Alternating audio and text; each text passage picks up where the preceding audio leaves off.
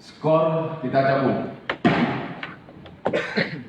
Rapat paripurna DPR Aceh dalam rangka penyampaian jawaban atau tanggapan PLT Gubernur Aceh terhadap penggunaan hak interpelasi DPR Aceh kita lanjutkan. Sebelumnya kami mengingatkan tanpa mengurangi rasa hormat kami terhadap hak anggota Dewan untuk menyampaikan pendapat dan pandangannya. Tapi berhubung ini adalah paripurna terhadap jawaban atau tanggapan interpelasi DPR Aceh terhadap PLT Gubernur Aceh, maka pertanyaan-pertanyaan, pandangan-pandangan, dan tanggapan lebih untuk menajamkan terhadap jawaban yang telah disampaikan oleh saudara PLT Gubernur Aceh. Dan kita dahulukan kepada rekan-rekan kita yang menggunakan hak konstitusionalnya di dalam menggunakan hak interpelasi DPR Aceh. Kami persilakan.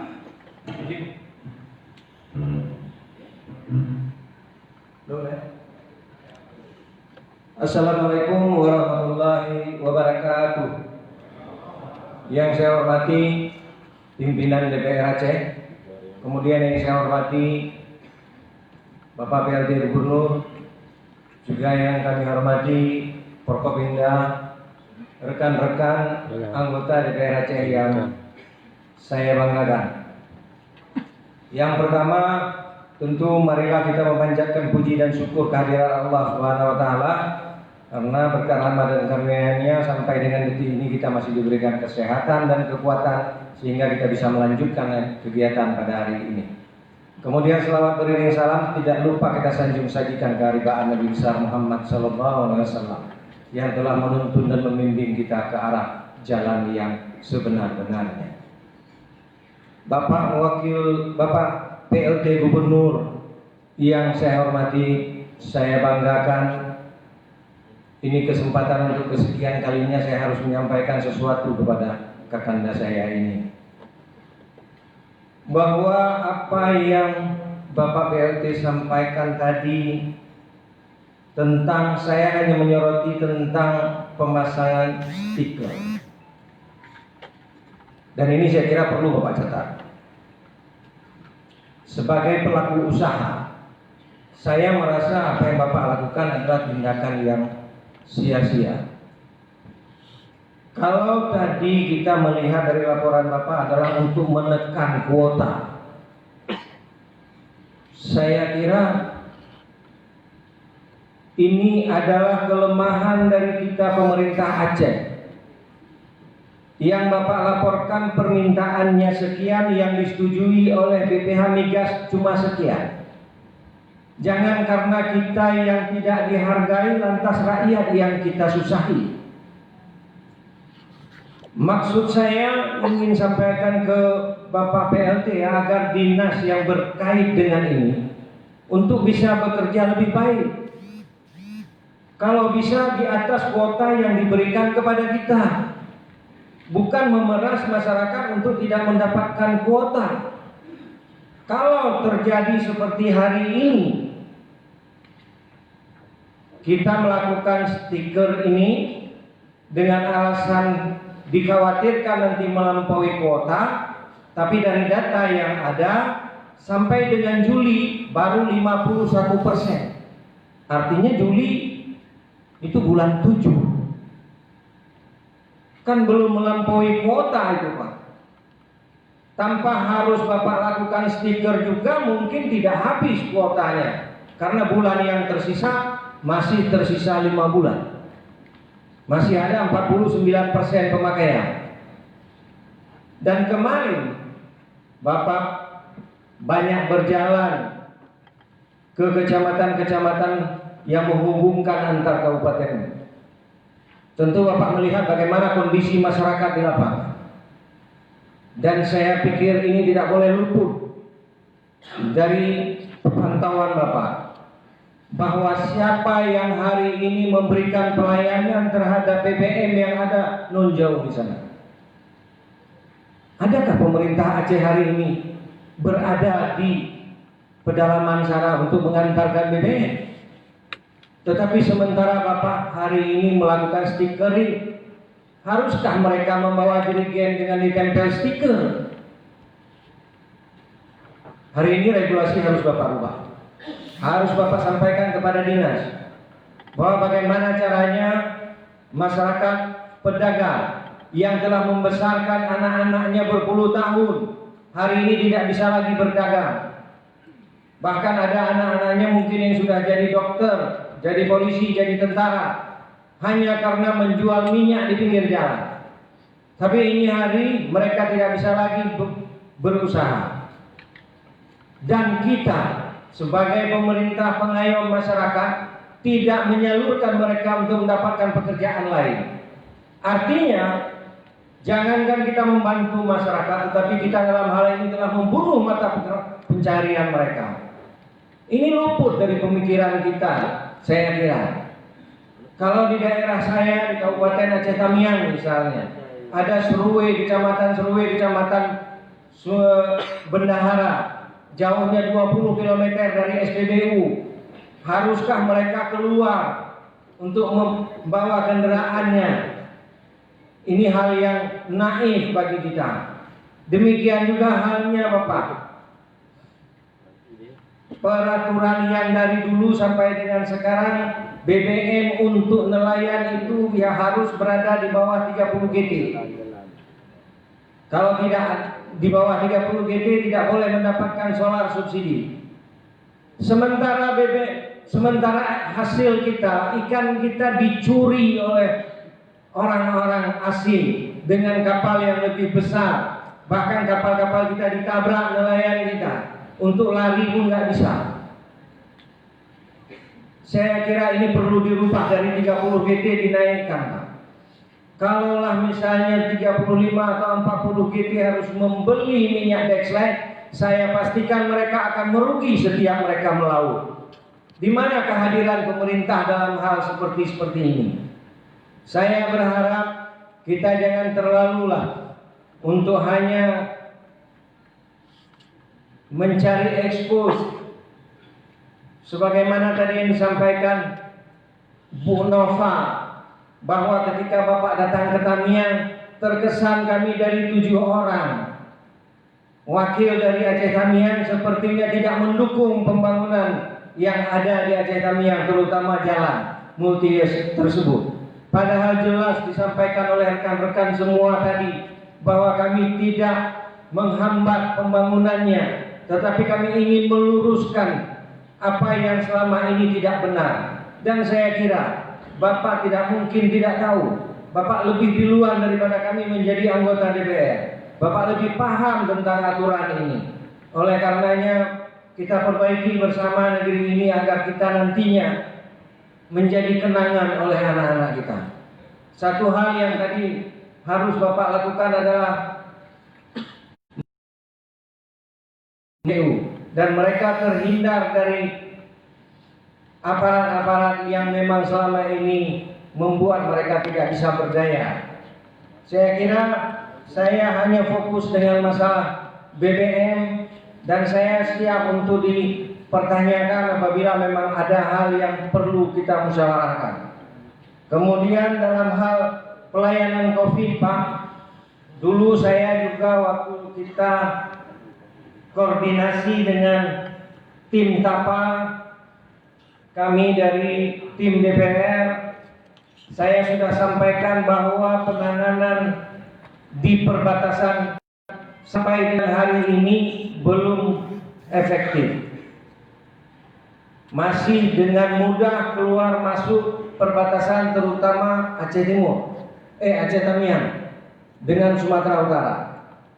Jadi ini perlu menjadi perhatian mengingat peningkatan COVID di wilayah Aceh Tamiang dan Kota Langsa terus meningkat.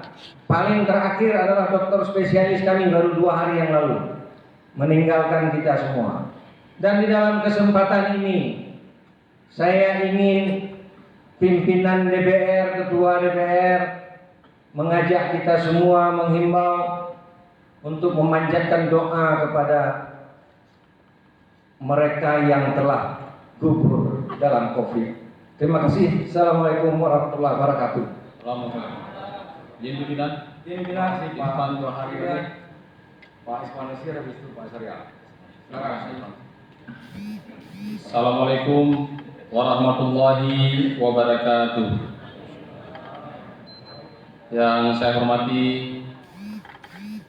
Ketua DPR Aceh beserta para pimpinan, kemudian Bapak-bapak Forkopimda yang selalu setia hadir di sini, dan tentu teristimewa Bapak PLT Gubernur, dan yang paling istimewa teman-teman media baik cetak maupun online.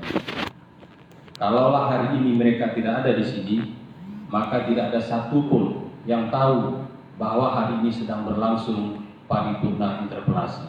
Kita beri apresiasi untuk teman-teman media. Kira-kira teman-teman media apa sudah makan apa belum nih? Belum ya. Nanti lapor sama Pak PLT saja. Saya Pak PLT yang pertama memperkenalkan, nama saya Irfan Nusir. Kebetulan berkaya sebagai Ketua Komisi 2 hari ini. Saya kuliah di IAIN Araniri, jurusan Komunikasi. Kemudian juga di Fakultas Ekonomi Muhammadiyah, jurusan Manajemen. Kemudian S2 saya di Universitas Muhammadiyah Sumatera Utara, akreditasi A. Di saat yang sama saya juga ikut Magister Administrasi Pendidikan Bimbingan. Kemudian di sini juga ada teman-teman, ada Dr. Amiruddin, mantan Rektor Al-Muslim Birin. Kemudian juga ada beberapa orang sarjana teknik, bahkan juga ada dokter spesialis kandungan Dr. Purnama, bahkan pimpinan yang di depan, Dahlan Jamaluddin, kuliah di Pulau Jawa, nuansa akademis tinggi.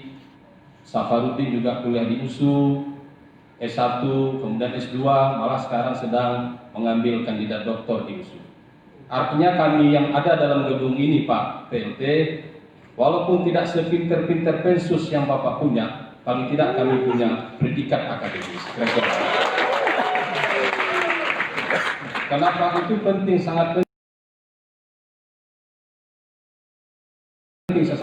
Tadi berapa soal ini, paket A, paket C, paket B, paket F, bahkan kira-kira begitu.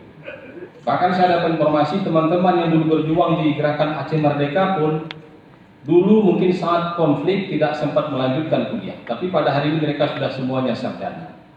Jadi alhamdulillah kami di sini orang-orang terdidik Bapak PLT. Ini perlu kami sampaikan. Karena banyak sekali narasi-narasi di luar yang menyampaikan bahwa kami ini bukan dididik di strata pendidikan yang baik. Itu perlu, ya. Jadi baik, mengawali dari apa yang ingin saya sampaikan, saya membaca di narasi terakhir jawaban Pak PLT bahwa di sini lembaran terakhir agak sedikit sejuk saya lihat. Semoga hubungan kemitraan antara legislatif dan eksekutif terus terjalin dengan baik dan harmonis dalam rangka mewujudkan pembangunan untuk meningkatkan kesejahteraan rakyat Aceh. Ini sejuk kita baca.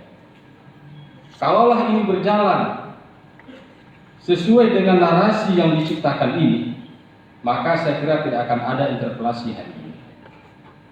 Atau jangan-jangan Pak PLT, Bapak malah korban bisikan-bisikan yang tidak baik. Korban-korban para pembisik yang selalu menyampaikan asal Bapak senang. Ini biasa dalam sebuah dinamika kekuasaan. Yang paling berbahaya itu sebetulnya bukan pimpinannya, tapi para pembisik ini.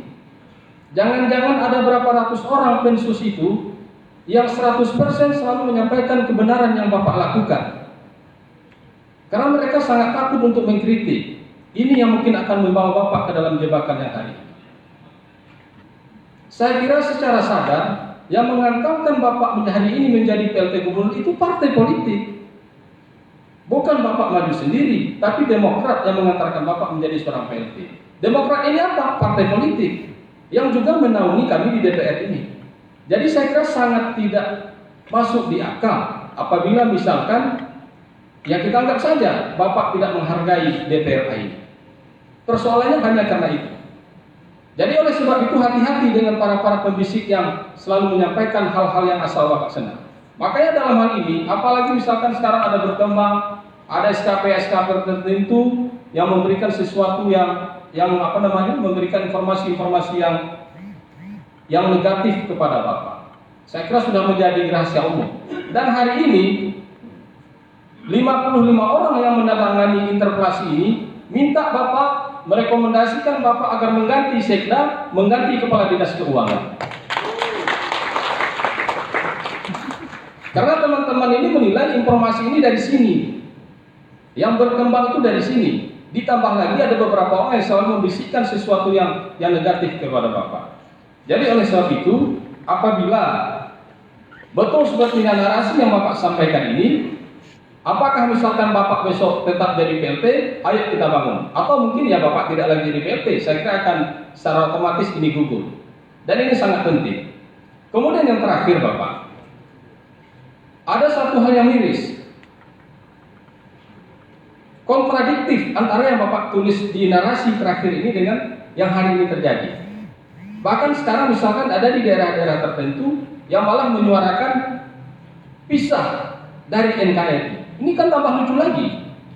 Kok masih ada bahasa-bahasa itu yang keluar? Misalkan ada isu pemekaran yang tadi sudah dipertajam oleh kawan-kawan.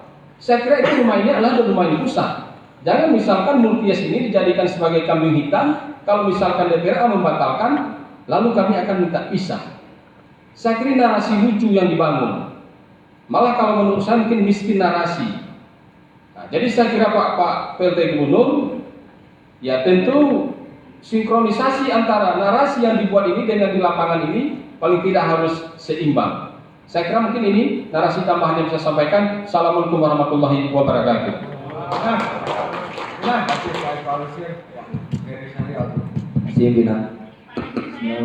Assalamualaikum warahmatullahi wabarakatuh. Hamdan syukurillah, sholatan wa salamun ala rasulillah wa ala alihi wa sahbihi wa mawala. Yang terhormat pimpinan dan anggota DPR, yang terhormat Bapak PLT, yang terhormat unsur Forkopimda, serta Bapak Ibu yang berhadir dalam ruangan ini. Barangkali di sini saya hanya ingin meluruskan. Oh ya, sebelumnya saya perkenalkan dulu Pak PLT. Saya lihat Bapak sudah bisik-bisik dengan Pak Ketua ya. Nama saya Khairil Syahrial. Kebetulan teman-teman mempercayai saya sebagai Ketua Komisi 3. Di sini saya ingin meluruskan sehubungan dengan jawaban dari Bapak PLT yang sangat gagah tadi. Saya melihat bahwa pembahasan di Komisi 3 tidak pernah dihadiri oleh Kepala BPKA.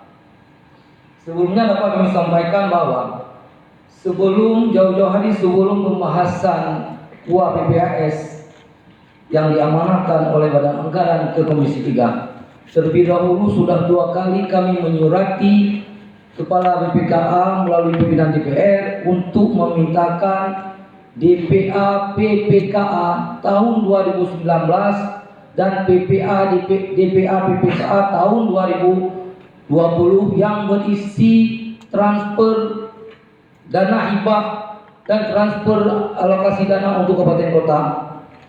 Namun sampai dalam pembahasan KUA tidak pernah disampaikan, dan saat itu dalam pembahasan KUA yang dihadiri oleh Sekretaris BPKA kembali kami pertanyakan, apakah saudara membawa dokumen DPA PPKA 2019-2021 dan juga rincian dana rencana PPKA di tahun 2021 yang diperkirakan mencapai 3,2 triliun. Sekretaris BPKA menjawab, kami tidak diberi kewenangan untuk membawa dokumen tersebut. Selanjutnya kami bertanya, hari ini seandainya kita melakukan pembahasan anggaran, apakah Anda bisa bertanggung jawab terhadap pembahasan nantinya? Beliau menjawab, saya tidak berani bertanggung jawab.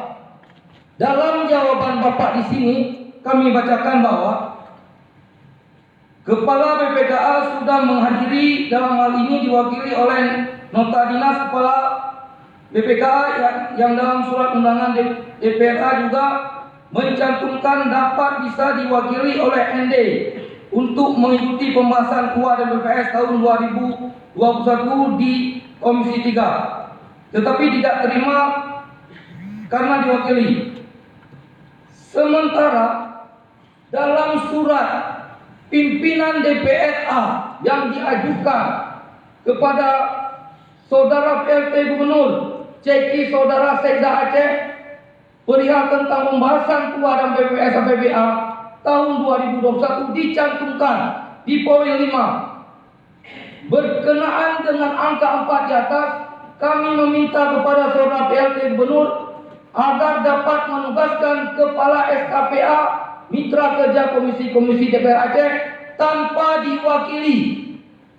Di sini saja sudah dilakukan pembohongan. Ini nampak hari ini jawaban lain, di surat saudara pimpinan DPRA lain. Apa yang disebutkan?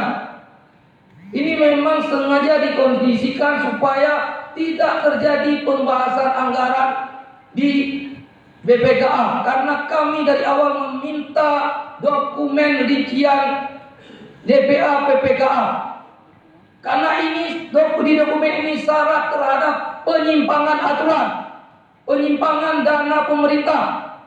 Kalau hari ini bisa berkata ini uang rakyat Pak BLT, kenapa harus ditakutkan untuk kita bahas?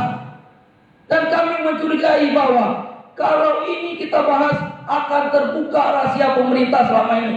Mengingat di tahun 2020 tidak dilakukan pembahasan. Kita curigai bahwa dana transfer kabupaten kota diberikan suka-suka tanpa melihat pergub yang mana tentang tata cara pengaturan alokasi dana kabupaten kota, dana transfer kabupaten kota. Yang kita curigai Pak PLT, maaf ya, kita wajar mencurigai. Jangan-jangan ini hanya teman-teman bupati yang dekat dengan PLT aja yang diberikan dana transfer kabupaten kota.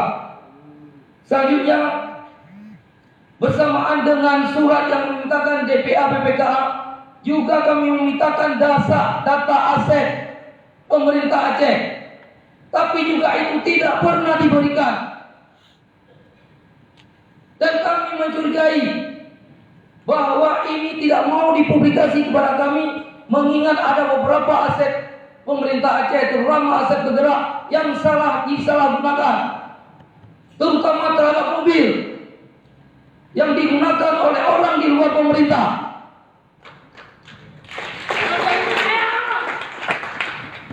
Itu. Dan selanjutnya barangkali dalam kesempatan ini Pak PLT Gubernur yang sangat saya banggakan selama ini, kami juga ingin mempertanyakan bahwa pemerintah Aceh selama ini menyimpan dana di bank dalam bentuk deposito. Yang pertama dana cadangan pendidikan, dana cadangan abadi pendidikan, dana cadangan umum, dana pemerintah Aceh dalam bentuk rekening dana pemerintah Aceh. Yang pertama ingin kami tanyakan, alasan apa pemerintah melakukan deposito dana ini? Dan kalau kami tidak salah, jumlah dana yang didepositokan mencapai 2,9 triliun dalam bentuk giro 710 miliar lebih, dalam bentuk deposito 2,1 triliun lebih.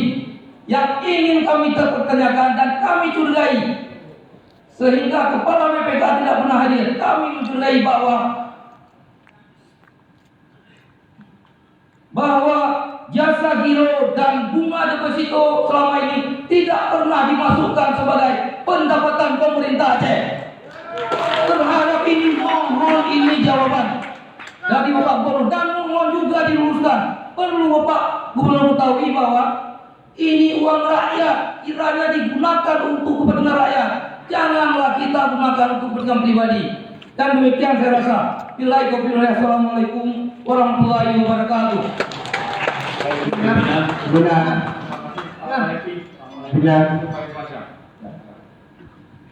Assalamualaikum warahmatullahi wabarakatuh. Yang kami hormati Ketua DPR, para wakil ketua, yang kami hormati saudara PLT Gubernur, yang kami hormati Forkopimda atau yang mewakili, yang kami hormati teman-teman insan pers baik cetak maupun elektronik yang telah setia meliput dari tadi siang sampai hari ini, yang kami hormati teman-teman anggota DPRA dan terkhusus yang telah menggunakan hak konstitusinya 55 orang. Menjadi menarik sebenarnya di saat jawaban interpelasi disampaikan oleh saudara PLT Gubernur. Ini setelah kita baca secara seksama, setelah kita mendengar tadi dengan gagah perkasanya menyampaikan, ternyata ini adalah sangat normatif dan sibuk menghitung angka-angka. Apa yang telah dipertajam oleh teman-teman tadi, saya kembali fokus kepada rekonstruksi. Pada saat terjadi pembahasan pertama antara tim TAPA dengan Banggar DPRA pada bulan April kalau nggak salah saya, di saat kami mempertanyakan kepada saudara Sekda pada saat itu selaku ketua tim TAPA, kenapa harus 1,7? Dengan gampang dan dengan enaknya, ini baru perencanaan. Kami juga mempertanyakan 1,7 itu untuk apa? Apa saja yang digunakan? Pada saat itu COVID baru 15 orang di Aceh. Kemudian perjalanan berjalan, begitu naik bulan Juli ataupun Agustus itu sudah muncul 2,3. Lagi-lagi kita tahu itu bukan dari mulutnya saudara PLT Gubernur yang menahkoda pemerintah Aceh, tetapi kita tahu dari media. Kemudian di saat kita kemarin ketemu dengan Dirjen Bangga menyampaikan bahwa pemerintah Aceh telah mengalokasikan dana rekonstruksi itu 2, miliar lebih. Kita tahu dari Mendagri sana, bukan dari pemerintah Aceh. Kenapa seperti itu? Apakah kami DPR, perwakilan rakyat yang dipilih sama juga seperti Bapak, dipilih oleh rakyat, berhak untuk mengetahui? Tetapi pemerintah Aceh, saudara PLT Gubernur menutup diri. Pemerintah Aceh hari ini tidak terbuka, sangat tertutup. Ada apa? dan kita akan pertanyakan itu.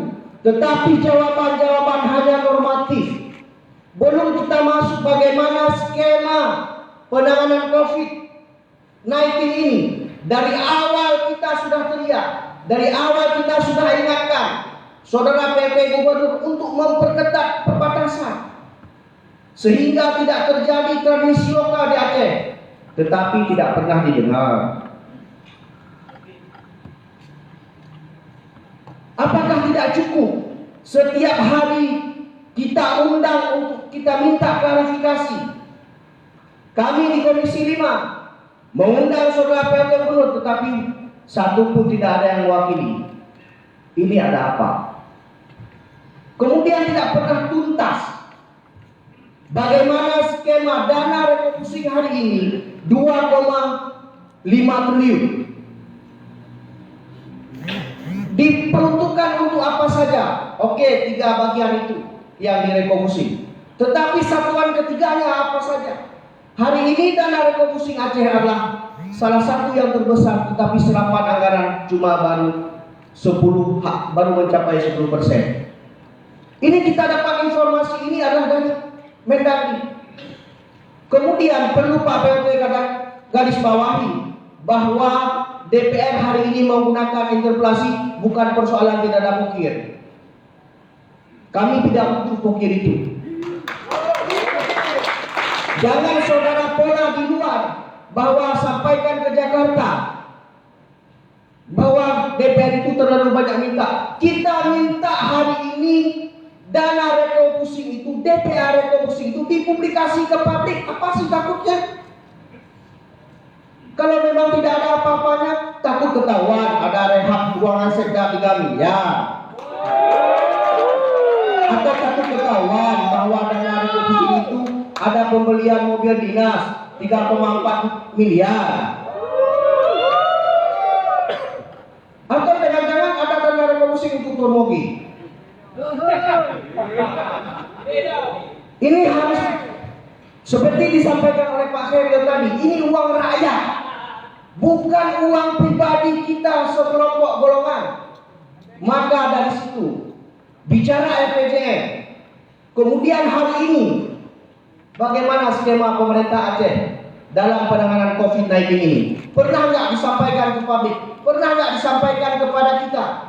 Oh begini, ini yang kita bantu untuk penanganan COVID dalam hal dalam hal pembelian kesehatan, untuk membeli alat-alat kesehatan. Ini saja yang kita berikan. Kemudian 11 rumah sakit rujukan, apa saja yang telah dibantu oleh pemerintah Aceh.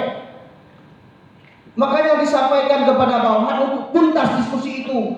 Jangan main refocusing yang disikat cuma uang daya, uang pembangunan lain yang dampak langsung pada rakyat, uang kepentingan aparatur dan kepentingan kelompok elit golongan saudara kita amankan. Tetapi hari ini rakyat bertanya-tanya, ternyata terjadi pembohongan. Kami melihat hari ini pembohongan demi pembohongan yang dilakukan oleh pemerintah Aceh. Dalam hal ini saudara PLT Gubernur terus dilakukan, akhirnya menciptakan kebohongan-kebohongan baru. Jadi kerjanya bohong-bohong saja. Saudara PLT Gubernur juga ingat bahwa mengenai COVID ini, dari beberapa kali mengeluarkan surat bahwa janji dengan masyarakat Aceh yang ada di Malaysia.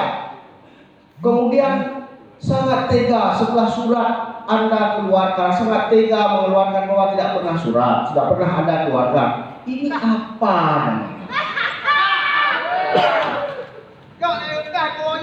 Makanya dalam hal ini kita menggunakan hak konstitusi kita.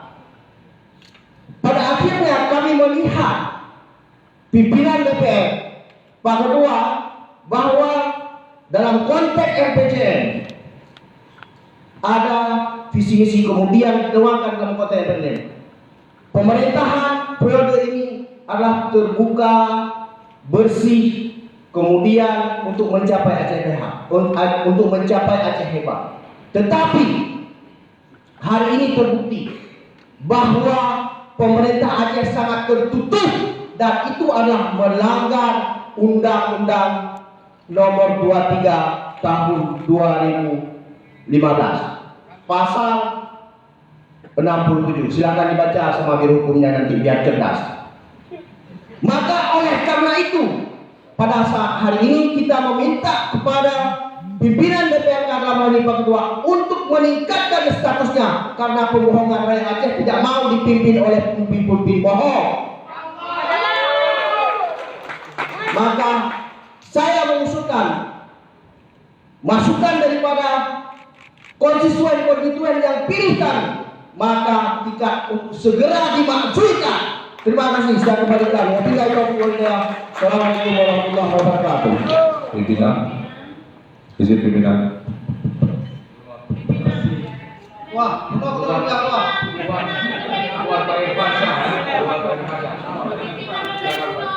Singkat dipertajam ya, ada itu kan, sabar ya.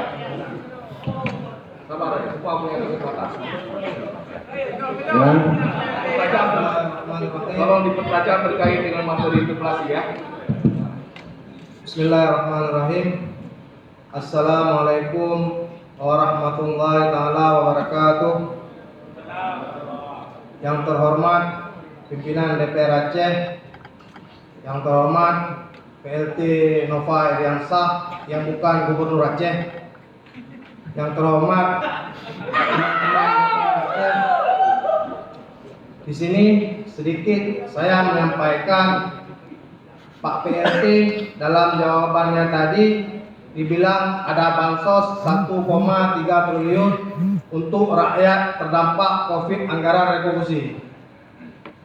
Jadi nyo Covid, BAB Covid pengen naik bagi dong ke masyarakat miskin.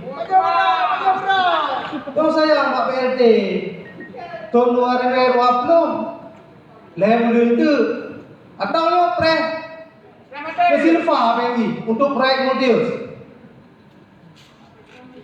Jadi nyo harus jelas. Lihatlah Pak PLT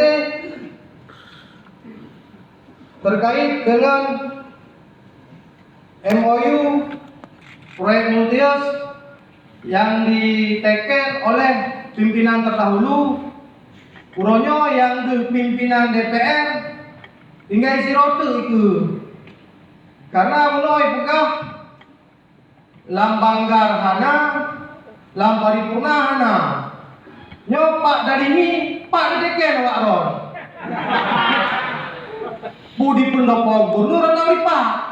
Nyo harus jelas, nyo rakyat Aceh yo. Kempeng laulau.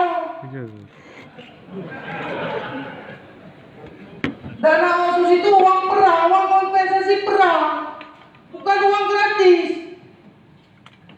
Jangan seperti dana daya yang direkomendasi, jangan rumah doa. Jadi tolonglah berpikir bahwasanya kepentingan rakyat itu di atas segala-galanya, hanya kepentingan kelompok. Jadi pimpinan, ini harus jelas pimpinan. BIK rakyat, DPR Aceh dan yang mendung, sekongkol dengan pemimpin saleh. Kamu ada penting pimpinan. Kalau kamu ada muda, kamu nama DPR pimpinan. Baik maleng, orang kampung. Skema yang harus jelas pimpinan. 23 kabupaten kota pimpinan, usia 30 tahun ke bawah semua jadi pengangguran pimpinan. Jangan mesu yang dibentuk pimpinan. Uang Aceh 18 triliun. Masa rakyat kelaparan pimpinan? Apa ini?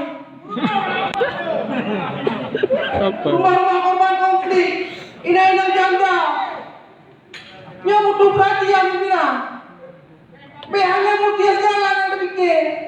Multius pernah konflik di Aceh nasul pikir. Ada suara tak lu karyo. Nah yang 27, 28, 2 ikuru. Nyai bedah wayang dong. Kekhususan Aceh anak mere.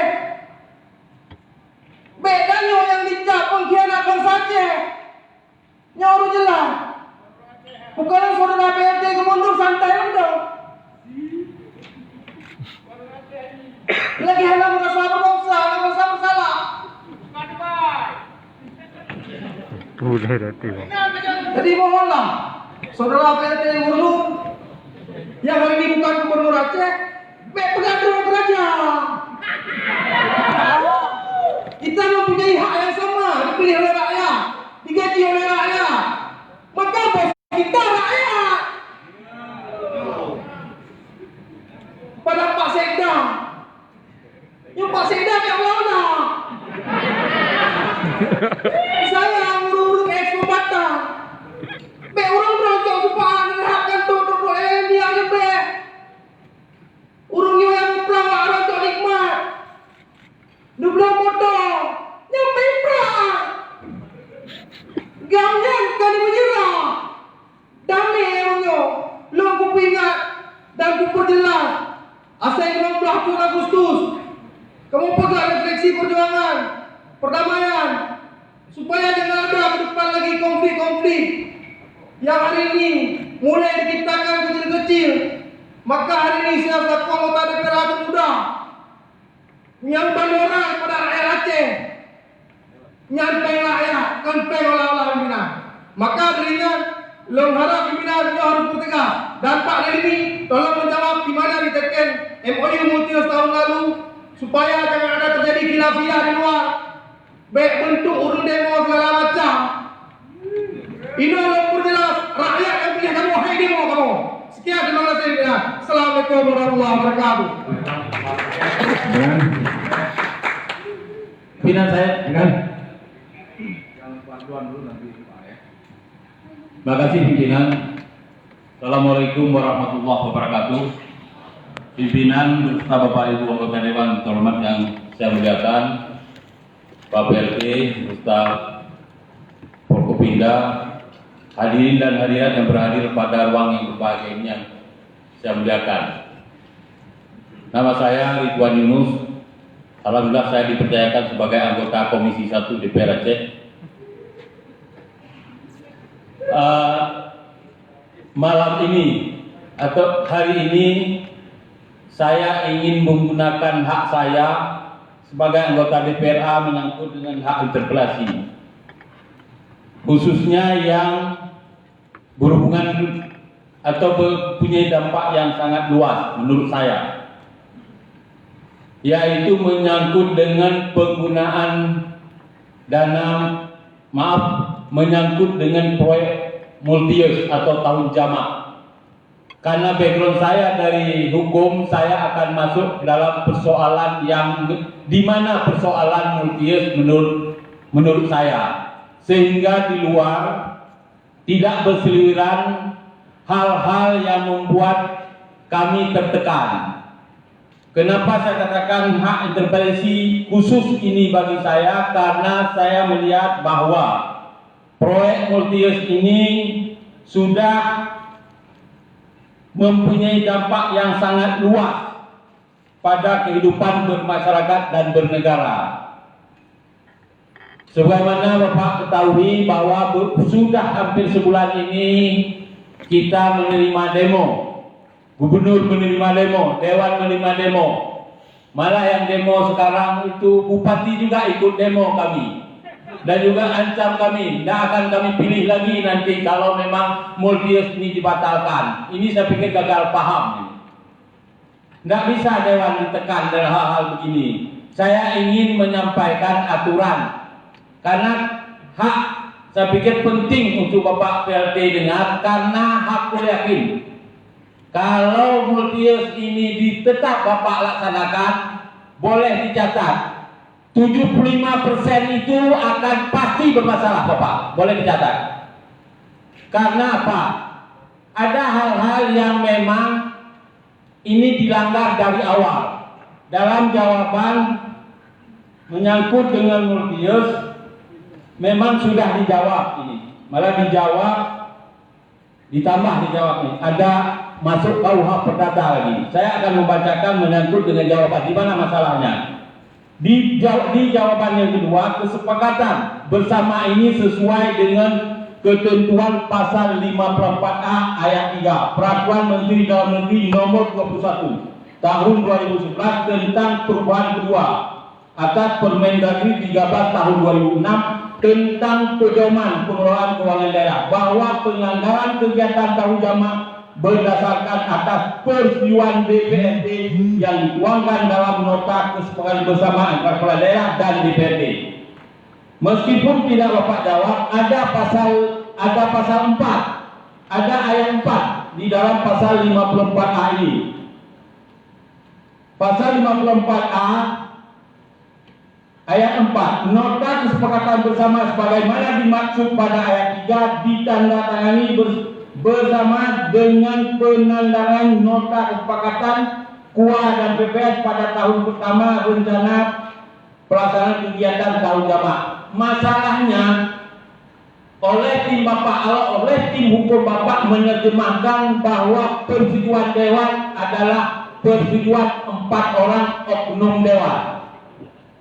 Saya berani menyatakan bahwa kalau yang menandakan 4 orang itu adalah oknum dewan yang mengatasnamakan dewan.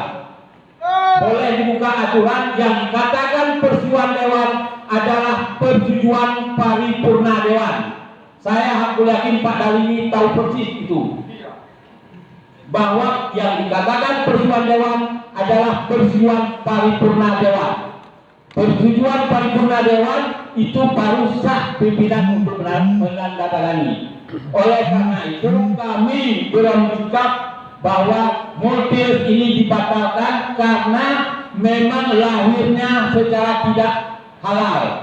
Kenapa saya jawab tidak halal? Karena di dalam jawaban Bapak ini ada Bapak sebutkan juga sebuah perjanjian dianggap sah di jawaban keempat ini apabila telah memenuhi persyaratan yang diatur dalam ketentuan pasal 1320 Kitab Undang-Undang Hukum Perdata dan tidak dikenal pembatalan secara sepihak terhadap perjanjian yang telah memperoleh kekuatan hukum tetap. Itu betul Pak. Tetapi di dalam pasal tersebut kita tidak boleh menafikan bahwa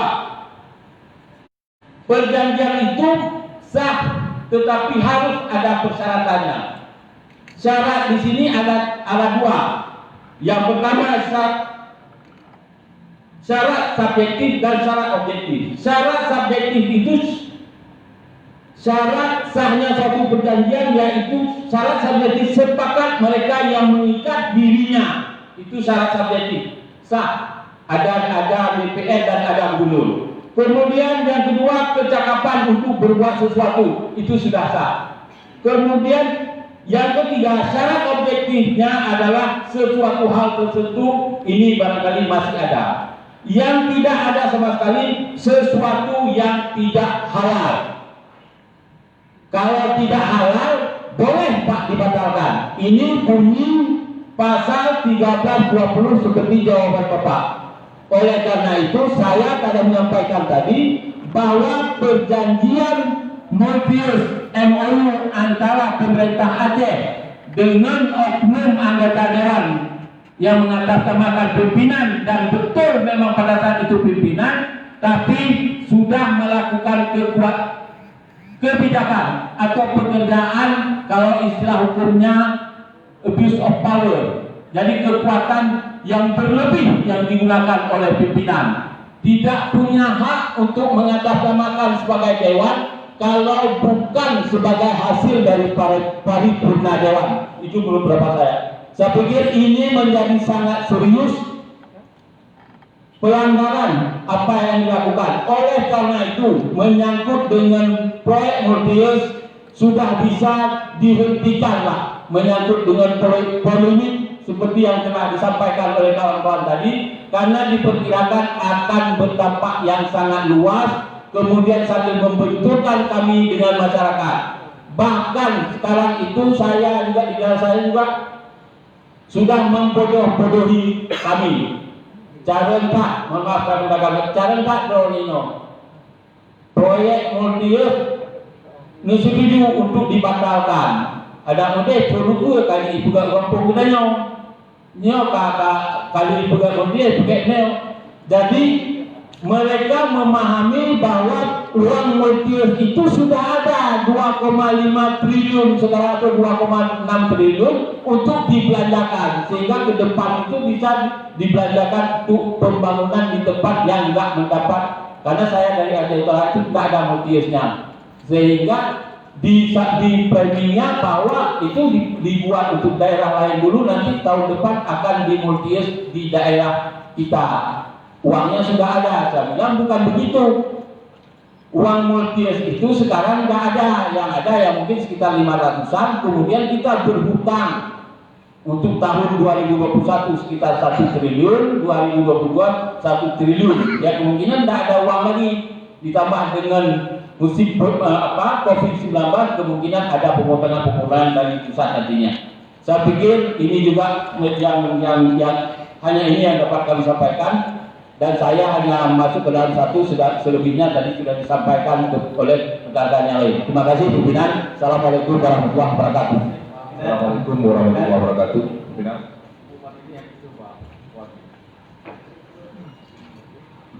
Sabar ya Pak Fadli.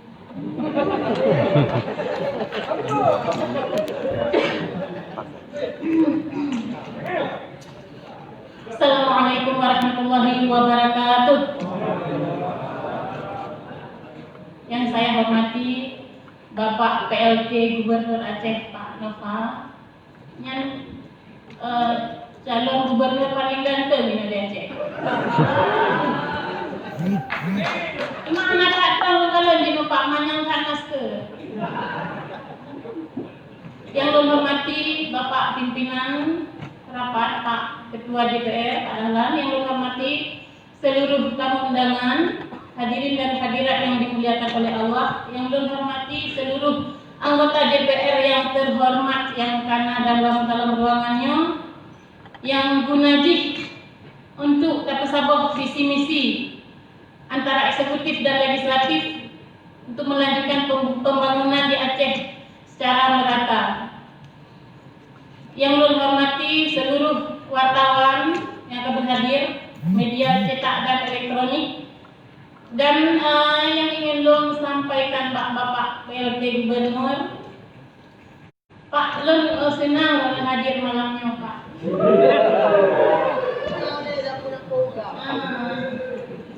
Karena cuma baru beberapa kali bertemu dengan Bapak, Bunuh sengaja lunsuk baju warna Demokrat. Dino agak lunsuk, agak bling-bling baju Pak, mangat dia kagak timur Pak. Yang ingin saya sampaikan Pak, mengenai pertama refocusing anggaran tahun 2020. Bunuh di dalam pemaparan nah Bapak sampaikan bahwa tanggal 7 April 2020 tim TAPA dan SKPA mengidentifikasi kegiatan yang tidak prioritas seperti perjalanan dinas sehingga terkumpul anggaran 1,7 T. Kemudian dinantinya tulis lalu dirasionalisasikan. Biasa dirasionalisasikannya minimal lah dikurung Pak. Dikurung. Tapi kamu tamak lagi musulak menan Pak. Haji kedua kemana? Menyuk urung pijut tiba-tiba akan timbul. Yang itu Bapak uraikan secara rinci bahkan sampai menang Pak. Yang menangkan bunuh dipegang itu perjalanan dinas, tetapi bunuh disampaikan cik wakil paripurna di parlemennya Bapak ke daerah-daerah membagikan masker dengan program Gema dengan memboyong seluruh SKPA. Pastinya SPPD nampak. Ya Pak. Jadi bunuh pegang itu perjalanan dinas ini kasih dulu SKPA diboyong. Kayak Pak Jompeng dengan Pak. 1 juta masker, abaikan 7 miliar. Menyertablah masker lain, mentemung 1 juta per boh masker tu Pak. Pernah juga kecil dong Pak. Ini juga kecil dong Pak. Transfer, desa-desa dibagikan kecil. Sampai dipegang bagikan masker dengan harpen yang ada di Junan, tetapi di kampung pun hanya yang demi Pak. Baklon di Jawa Mati ini nama masker Bukan pemerintah boleh bagi masker hijau baru buka palu. Jadi Pak, kemudian mengenai gunung yang dipertanyakan melalui hak interpelasi CIT mengenai daya masjid menasar balai pengajian rumah duafa akan golongna kodifikasi CIT Pak. Akan Bapak udah Bapak perjuangkan ke Mendagri, Bapak kirim surat. Tapi Patiban gak jawaban di tolong Bapak uraikan secara rinci. Karena Han Afdal nanya di Aceh, masjid nanti dipegang APBA. Program Bapak harus Bapak perjuangkan, programnya jelas. Tapi Buno lagi sampaikan dulunya, program multi-years yang jelas dijalankan. Mohon pertimbangannya Pak untuk Bapak uraikan secara rinci di jawaban selanjutnya. Kemudian Buno Sip, pertanyaan dia yaitu mengenai pensus. Lumpuan pernah bertanya pun lun dengar pensus, lun pikir pen khusus. Tak ingat tu, oh khusus kawaro ya benar. Lun pikir daripada memang hanya jelas pekerjaan ibu atau tugas ibu apa nyejuk turun anak-anak muda yang belum kahwin Pak. Makai dua jerame Pak merasa. Tak ia dah putar dunia nak kahwin dua muda boleh Pak. Guna yang saya sampaikan di Bang Tiong Guna sesuatunya agak pribadinya menurut lompat nak kahwin duanya terkait. Dek Malay Pak, kamu kan sebarkan Aidron. Kamu galak orang tiga Pak.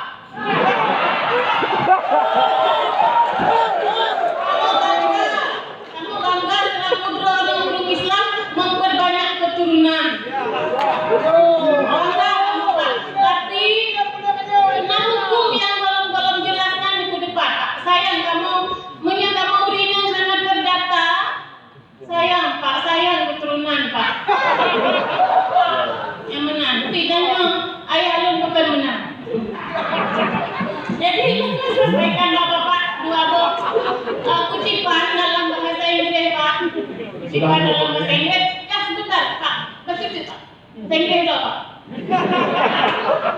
Kutipan dalam bahasa Inggris yang dikutip Pak Jones Barrett. If you cancer, you can lead. Jika kamu tidak bisa melayani, kamu jangan memimpin. Kemudian yang kedua, kutipan yang kedua dari Tom Keller. Leaders don't treat followers, they treat more leader. Pemimpinnya baik diciptakan pengikut dengan pensus kuno, tetapi diciptakan pemimpin yang baru. Benar Pak Nadila? Wabillahi taufiq wal hidayah. Wassalamualaikum warahmatullahi wabarakatuh. Silakan. Assalamualaikum warahmatullahi wabarakatuh. Yang saya hormati Pak Ketua dan para Wakil Ketua DPR Aceh, rekan-rekan anggota DPR Aceh yang hadir pada malam berbahagia ini. Yang saya hormati Pak PLT Gubernur Aceh, Pak Sekda dan juga Sekwan, serta para unsur Forkopimda yang hadir pada malam hari ini. Kemudian yang saya hormati rekan-rekan insan pers dan juga pihak keamanan dan seluruh hadirin para undangan yang kami muliakan. Izin sejenak saya juga ingin menggunakan hak saya sebagai anggota DPRA dari fraksi PAN dan juga anggota Komisi 1 DPR Aceh. Dalam hal ini terkait dengan pertanyaan poin 10 dan tentunya ini terkait dengan poin B, yang mana memang ini pembahasan kuat dari BPAS tahun anggaran 2021 tidak pernah dihadiri oleh Bapak. Dan tentu ini kan sudah dijawab oleh Pak PLT Gubernur, dan sepengetahuan saya sebagai anggota Badan Anggaran, dan tentunya dari awal mengikuti proses pembahasan di Banggar, walaupun tidak pernah satu kali pun tanpa hadir, saya selalu ikut. Yang bahwa ada pengakuan pernah tanpa hadir sesuai dengan pertanyaan, ini jawabannya bohong. Bahwa tanpa hadir untuk mensinkronkan jadwal mungkin ya, tapi hadir dalam pembahasan KUA PPAS bersama Banggar ini tidak pernah. Nah, ini yang membingungkan saya.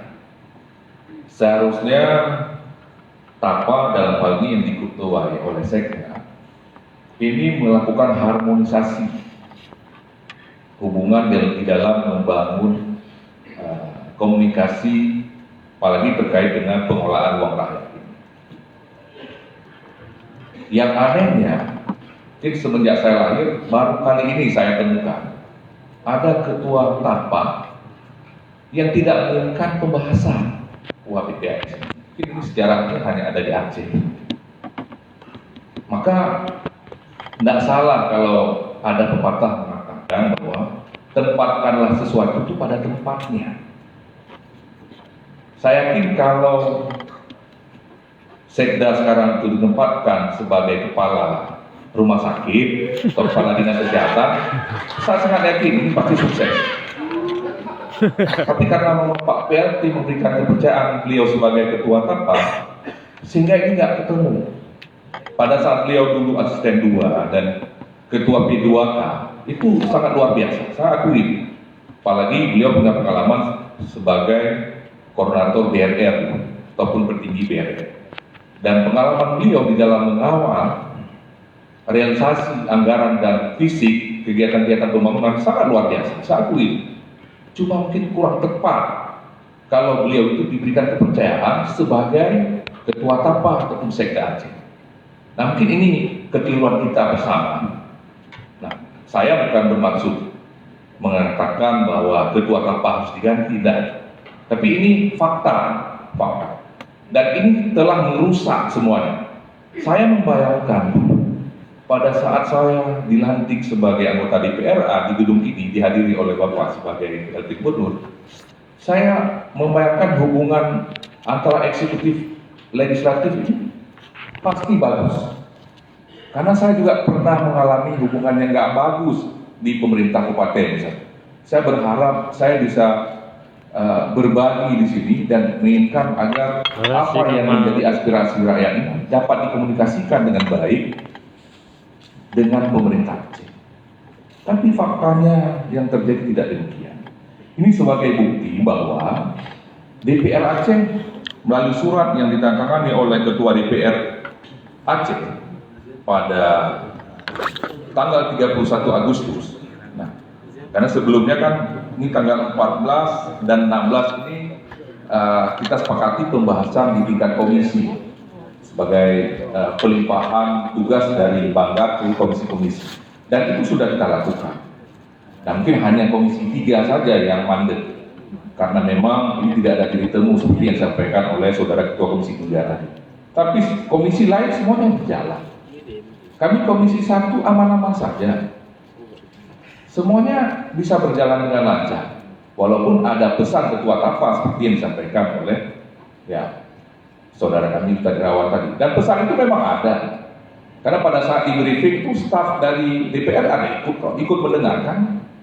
Saya pikir seorang ketua TAPA menyampaikan pesan seperti itu, ini mau jadi apa sih? Jadi saya yakin bahwa kehadiran kami sebagai wakil rakyat di sini ini bukan mencari musuh. Kita ingin membangun hubungan yang harmonis dengan eksekutif agar rakyat ini dapat menikmati pembangunan yang dalam hari ini kita masih diberikan amanah dana begitu besar, dan tentunya ini dapat dinikmati oleh rakyat kita sehingga yang namanya kemiskinan, ketertinggalan ini tidak dirasakan lagi oleh rakyat Aceh. Nah, pada tanggal 31 Agustus tersebut dengan surat nomor 005/1805 ini sudah juga disampaikan oleh Ketua DPR. Ada undangan yang dimana undangan ini memang diminta kehadiran Ketua TAPA melalui PLT Gubernur bersama jajaran TAPA. Nah, jadwalnya memang tanggal 2 sampai dengan tanggal 7 September. Bahwa memang sudah dibalas tanggal 1 sampai tanggal 4. Ya mungkin Pak Sekda kami, Ketua TAPA dan seluruh rombongan ini sibuk dengan Gema tadi. Oke, kita tetap menunggu hingga tanggal 7. Dan kemudian pada tanggal 6, tanggal 5 juga disurati lagi oleh Ketua DPR meminta supaya TAPA hadir, dan kembali tidak hadir. Maka saya jadi aneh, semakin aneh. Ini mana gitu kita membangun Aceh kalau TAPA-nya seperti ini? Kami juga ikut konfirmasi ke beberapa anggota TAPA. Kami sampaikan, tolong sampaikan kepada Ketua TAPA, hadiri undangan DPR. Karena ini menyangkut dengan politik anggaran, kita bahas bersama. Walaupun DPR sudah membahas hanya sepihak karena nggak ada teman membahas, ya, tapi kita masih ada kesempatan untuk duduk kembali untuk melakukan finalisasi. Tapi sayangnya, apakah ini ada perintah Pak PLT? Saya juga nggak ngerti. Atau memang inisiatif daripada Ketua TAPA sendiri, yang masukan dari anggotanya juga tidak digubris, tidak perlu hadir lagi, menganggap bahwa keberadaan lembaga ini tidak penting bagi pemerintah Aceh. Dan ini yang menyayangkan perilaku seperti ini. Dan menurut saya, apa yang disampaikan oleh beberapa teman tadi untuk dievaluasi, saya pikir sangat pantas dan wajar. Karena memang, ya mungkin ini juga faktor psikologis, karena beliau sudah biasa bekerja dengan pola, ya mungkin aturan yang ketat, kemudian waktu dan segala macam, ya dibawa dalam ranah tugas sekarang nggak cocok itu. Karena jabatan sekda ini ada ruang komunikasi dan ruang politiknya sedikit, supaya hubungan gubernur ataupun eksekutif dengan legislatif ini tetap bagus. Nah, lantas demikian, kalau memang Pak PLT juga tidak bisa memperbaiki ini, ya mungkin kami juga sangat pesimis dengan pemerintahan ini ke depan. Kalau kita di dalam membangun pemerintahan ini tidak bisa membangun komunikasi dengan baik, ya akhirnya akan jalan sendiri-sendiri, saling menyalahkan. Dan tentu keberadaan pemerintahan Aceh tidak demikian, sesuai dengan amanah Undang-Undang 11 tahun 2006, bahwa pemerintahan di Aceh itu adalah adanya eksekutif dan adanya legislatif. Bukan hanya eksekutif saja. Nah, ini yang saya pikir yang harus kita luruskan kembali, dan kami juga masih berharap, dan tentu dari jawaban yang disampaikan oleh Pak PLT Gubernur, ini ujungnya nggak jelas ini. Ujungnya nggak jelas. Setelah pembahasan di komisi nggak jelas lagi, karena memang TAPA tidak ada ditemu, karena pembahasan anggaran TAPA dan Banggar. Nah, sekarang saya ingin tanya, apakah Pak PLT Gubernur atau memang sudah direncanakan untuk jalan sendiri? Nah, saran saya, kalau Bapak masih menganggap bahwa keberadaan lembaga ini merupakan lembaga wakil rakyat, tolong dihargai. Sama-sama kita duduk, sama-sama kita putuskan. Tentu yang kita putuskan itu yang terbaik untuk rakyat. Tidak ada DPR itu memutuskan yang kira-kira yang memberatkan eksekutif. Tentu ini saling mengisi kita. Yang penting yang kita prioritaskan ini kepentingan rakyat. Bagaimana misalnya pembangunan rumah sakit regional yang hari ini belum tuntas bagian Aceh, sehingga cuma dianggarkan 80 miliar misalnya.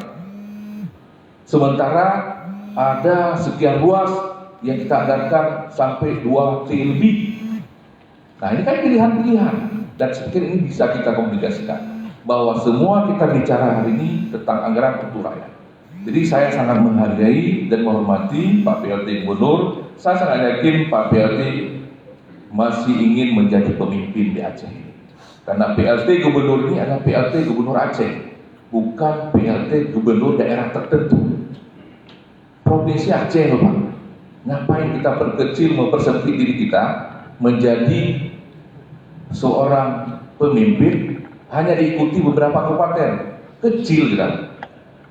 Maka Bapak hari ini orang besar, pemimpin Aceh, dan kami juga menempatkan Bapak itu sebagai pemimpin Aceh, dan kami menghormati itu. Oleh karena itu mari bersama-sama, kalau memang ruang itu masih memungkinkan untuk bisa dikomunikasikan. Karena kami lembaga DPR ini punya juga pimpinan, saya yakin pimpinan kami juga sangat terbuka untuk mengkomunikasikan. Tapi kalau ingin jalan sendiri, ya saya pikir DPR juga nggak bisa menahan juga. Ya, akhirnya masing-masing punya pilihan sendiri yang rugi rakyat kita juga. Mungkin itu saja dari saya, Mas, sebagai anggota DPR yang menggunakan hak saya dalam menggunakan hak interpelasi.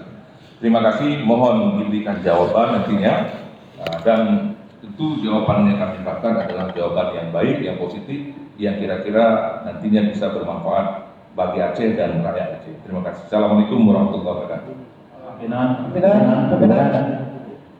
Pimpinan Muslim Zahruddin di belakang. Pimpinan. Nanti setelah itu Pak Muslim, Pak Nedi nanti sabar kita teman-teman yang menggunakan hak interpelasi untuk belajar. Silakan Pak Ali. Bismillahirrahmanirrahim. Assalamualaikum warahmatullahi wabarakatuh.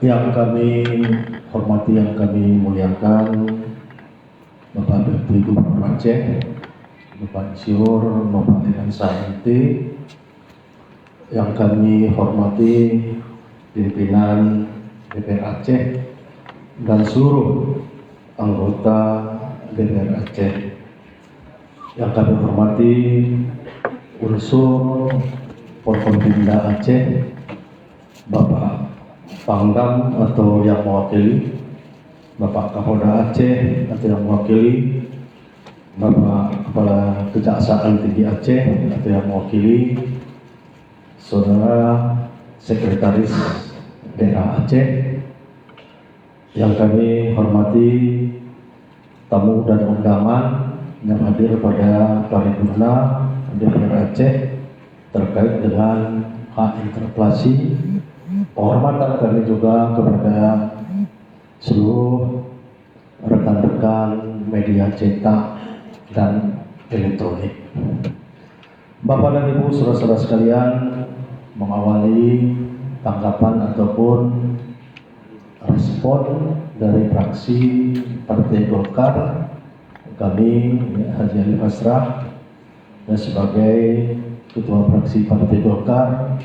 Yang pertama, tentu kami memberikan apresiasi dan penghargaan kepada Bapak Deputi Gubernur Aceh yang telah sudi hadir memenuhi undangan DPR Aceh terkait dengan hak interpelasi. Dan sebentar tadi kita sudah sama-sama mendengar, bahkan kepada seluruh anggota DPR Aceh sudah menerima jawaban dari Deputi Gubernur Aceh atas beberapa pertanyaan yang sudah kita sampaikan, baik secara lisan maupun mungkin yang sudah kita sampaikan secara tertulis kepada Deputi Gubernur Aceh. Bapak Deputi Gubernur Aceh yang kami hormati, beberapa hal yang ingin kami sampaikan pada kesempatan yang mulia ini. Yang pertama, kami berkesimpulan bahwa kurun waktu saat ini dan ke belakang ada sesuatu yang serius terkait dengan masalah komunikasi antara DPR Aceh dengan pemerintah Aceh. Saya tidak mengajari burung terbang atau ikan berenang, tetapi sesama kita saya kira wajar saling memberikan saran masukan, mengingatkan. Untuk itulah kami memanfaatkan forum yang mulia ini.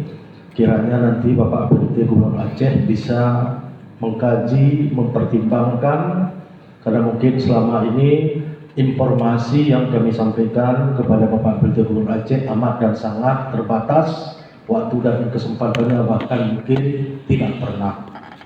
Terutama mungkin terkait dengan penganggaran pemerintahan Aceh yang ada di DPR Aceh. Nah, kami tidak menuding. Ya, tentu selama ini Bapak PLT Gubernur Aceh memberikan mandat kepada TAPA untuk hadir ya di DPR Aceh dalam rangka pembahasan anggaran, baik mungkin ya untuk 2021, perubahan anggaran 2020, dan juga terkait dengan laporan keuangan pemerintah Aceh tahun 2019. Demikian juga mungkin terkait dengan refocusing atau pengisian APBD untuk tahun anggaran 2020. Nah, saran kami yang pertama, Bapak PLT Gubernur Aceh, TAPA ini perlu dievaluasi Pak kinerjanya. Nah, ini masukan yang tulus dan ikhlas kami sampaikan ya, kepada Bapak PLT Gubernur Aceh. Nah, terutama mohon maaf kepada Ketua Tim TAPA, Saudara Sekretaris Daerah Aceh, dan Sekretaris TAPA Kepala BPKA. Dimohon betul-betul dievaluasi dan saya siap.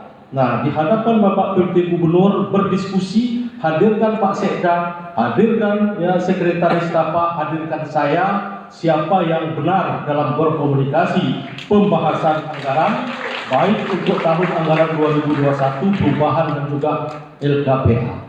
Mohon maaf Pak PLT Gubernur, kebetulan kami diberikan mandat oleh Bang Gar. Saya Haji Ayub Basrah diberikan mandat dan kepercayaan sebagai koordinator dan ketua tim pembahasan anggaran untuk 2021 termasuk LKPJ dan juga perubahan 2020. Oleh karenanya lah kami memahami seluruh kronologis pembahasan ini. Nah, yang pertama ini saya sampaikan dulu untuk KUA PPAS tahun anggaran 2021. Pada tanggal 6 Agustus DPR Aceh sudah menyampaikan surat kepada PLT Gubernur Aceh. 6 Agustus inilah ya kita sudah menggambarkan tahapan pembahasan KUA PPAS.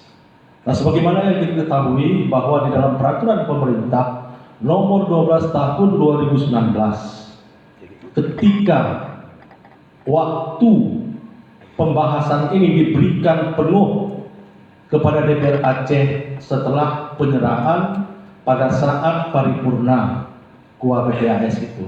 Nah, hal ini Pak PLT Gubernur beberapa waktu yang lalu saya konfirmasi langsung kepada Dirjen Bangda Bapak Muhammad Adrian, karena saya takut salah Pak Adrian. Nah, waktu yang diberikan kepada DPR Aceh untuk pembahasan KUA PPAS itu, nah sebenarnya berapa lama?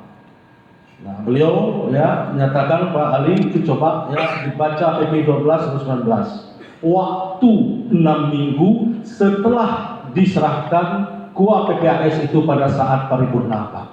Jadi KUA PPAS itu diserahkan pada tanggal 24 Juli 2020. Maka ketika kita hitung 6 minggu itu berakhir paling lambat 7 September 2020. Tapi tim TAPA memaksakan untuk ditandatangani KUA PPAS itu pada tanggal 21 Agustus. Nah, inilah ya permasalahan ya antara Banggar DPR Aceh dengan tim TAPA. Nah, di samping ya salah satu terkait dengan kehadiran tim TAPA karena alasan pandemi COVID-19. Nah, kita sudah menjawab ya bahwasanya pembahasan itu boleh kita lakukan secara virtual. Ada yang mewakili pemerintah, ada yang mengikuti secara virtual. Ini sudah kita sampaikan di dalam surat DPR Aceh, sudah 2 kali kita sampaikan. Nah, Bapak dan Ibu, saudara-saudara sekalian, nah saya yakin dan percaya informasi ini ya tidak akurat mungkin sampai kepada Bapak PLT Gubernur Aceh. Ya, karena pengalaman ya saya ke belakang ya berdiskusi ya bersama Pak PLT. Nah, menerima informasi ini cukup selektif. Nah, mungkin informasi ini yang tidak sampai, Pak. Nah, sehingga UAPPS tahun 2021 siogianya itu kita tanda tangani pada tanggal 7 September karena dengan alasan harus pada tanggal 21 September jatuh pada hari Minggu, maka Pak PLT tidak hadir. Nah, ini masalahnya, substansinya di sini.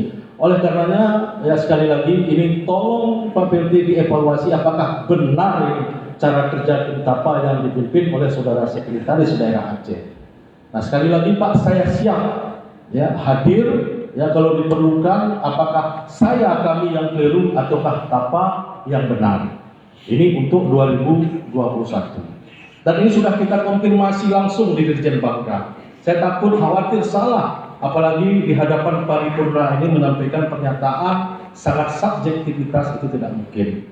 Oleh karenanya kami berharap ya, nah untuk APBA tahun 2021 ini, marilah kita pedomani, mari kita ikuti regulasi agar agar pemerintahan Aceh antara DPR nah dengan pemerintah ini bisa seiring sejalan. Nah, ini yang pertama. Nah, selanjutnya ini yang kedua. Nah, ini untuk APBA perubahan. DPR Aceh sudah memang menyampaikan ya, surat ya, kepada pemerintah Aceh. Nah, bahwasanya syarat-syarat ya, untuk dilakukan perubahan itu sudah terpenuhi sebagaimana diatur di dalam PP 12 tahun 2019. Salah satu apabila terjadi pergeseran asumsi KUA PPAS tahun 2019 yang lalu. 2020 ya 2019 dibahas pergeseran belanja, ada silvan dan ada keadaan darurat. Nah, ini ya sudah memenuhi syarat. Tetapi kami pun memahami bahwasanya memang ada Perpu nomor 1 tahun 2020 yang memberikan ruang kepada pemerintah Aceh untuk melakukan pergeseran belanja itu secara langsung yang nanti dituangkan dalam peraturan Gubernur Aceh. Ini memang ada semua dasar regulasinya. Bapak PLT Gubernur Aceh, bahwasanya postur ya APBA Aceh dengan pandemi COVID-19, nah sebagaimana ya, surat keputusan Menteri Keuangan itu terjadi memang secara signifikan pemotongan dana transfer. Nah, dana transfer saja kalau saya tidak salah itu dipotong mencapai 1.280 miliar. Saya kira pantas dan elok ini kita bahas bersama, ini kita tampung di dalam anggaran perubahan 2020. Nah, bahwasanya peraturan gubernur terkait dengan refocusing dilakukan sudah betul dan sudah benar, tetapi bagi kami ya lebih tepat lagi Pergub yang sudah dilakukan, Pergub 38 2020 tentang penjabaran ya APBD atau kadar APBD itu ditampung di perubahan. Nah, karena belanja ya yang perlu kita geser atau ada memang ya yang harus kita tampung. Nah, salah satu misalnya, nah ini terkait dengan utang ya pemerintah Aceh. Saya kira ya ini untuk menjamin kredibilitas pemerintah Aceh ya ini perlu kita tampung di perubahan 2020. Nah, misalnya beberapa paket pekerjaan di Dinas PUPR yang lebih kurang ada 25 miliar Pak yang sudah di PHO. Nah, ada surat ya dari Dinas PUPR ke Sekretaris Daerah Aceh sebagai Ketua Tim Tapa untuk ditampung. Nah, di perubahan.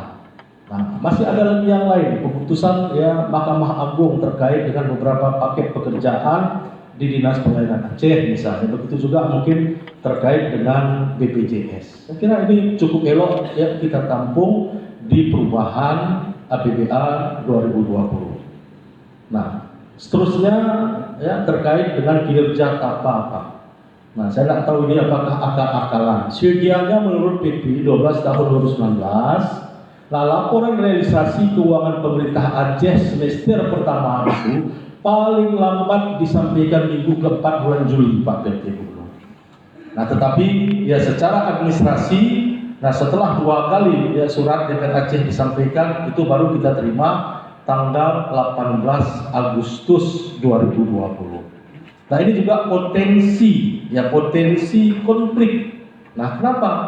Nah kawan-kawan di DPR, nah ini mencurigai tidak disampaikan realisasi ini. Nah karena realisasi ini akan terlihat nanti ya keuangan daerah agar tidak dilakukan perubahan APBD. Saya kira Pak PLT sudah bisa menegur keras ya tim TAPA, kenapa tidak menyampaikan itu tepat waktu. Nah, tanggal 18 ya. Nah, Agustus itu suratnya tetapi diterima di meja pimpinan DPR tanggal 25 Agustus. Nah, ini Pak Sekwan juga ya jadi catatan. Nah, ini supaya nanti Pak PLT jelas, oh ini rupanya cara kerja ya dari tim TAPA ini. Nah, ini untuk ya realisasi. Nah seterusnya ya kami ya sudah mendengar tadi apa yang disampaikan Pak PLT Gubernur Aceh ini terkait dengan refocusing. Nah terkait dengan Pergub ya nomor 38/2020 tentang penjabaran kanun APBA tahun anggaran 2020 Pak. Nah apa ya yang Bapak sampaikan ya tentu sudah tepat, tapi ada satu Pak yang perlu ya kami sampaikan kepada Pak PLT Gubernur. Nah di sini mungkin tim TAPA tidak menyampaikan bahwasanya SKB 2 menteri, ya SKB 2 menteri yaitu Menteri Dalam Negeri dan juga Menteri Keuangan. Nah di sana memberikan mandat, kepada pemerintah untuk melakukan penyesuaian APBD. Nah ini SKB 2 menteri ini ya Menteri Dalam Negeri dengan nomor 119 ya Menteri Keuangan dengan nomor 117. Mandat ini betul Pak ya, sehingga ini jadi Pergub ya Pergub 38/2020, tetapi di dalam SKB menteri ini ada diktum pada nomor 12. Diktum 12 itu isinya diminta kepada DPRD untuk melakukan pengawasan pada saat proses. Nah, proses penyesuaian APBD bukan ketika sudah menjadi Pergub. Nah, pada saat proses. Nah, kalau berbicara proses tentu ini mulai dari perencanaan pelaksanaan sampai ya kepada pertanggungjawaban. Inilah yang tidak ya diinformasikan oleh tim TAPA kepada Banggar DPR Aceh, sehingga itu yang ditinggalkan, itu yang dilanggar Pak. Nah, betul sekarang ya hari ini ya kewenangan itu diberikan kepada pemerintah untuk melakukan Pergub, tetapi ada bahagian yang ditinggalkan oleh tim TAPA. Sekali lagi, diktum 12 itu tidak melibatkan DPR di situ. Nah, seharusnya proses terjadinya perubahan ya Pergub itu di situ dilibatkan DPR, paling tidak rancangan untuk perubahan Pergub itu disampaikan kepada DPR Aceh. Ini Pak PLT Gubernur. Nah, ini sudah 3. Nah, ini pasal-pasal ini ya tentu Pak PLT dengan berbagai macam aktivitas dan kesibukan tidak mungkin hafal, tidak mungkin ya bisa ya dari item per item itu ya diingat. Nah, tentu ini tugas tim TAPA.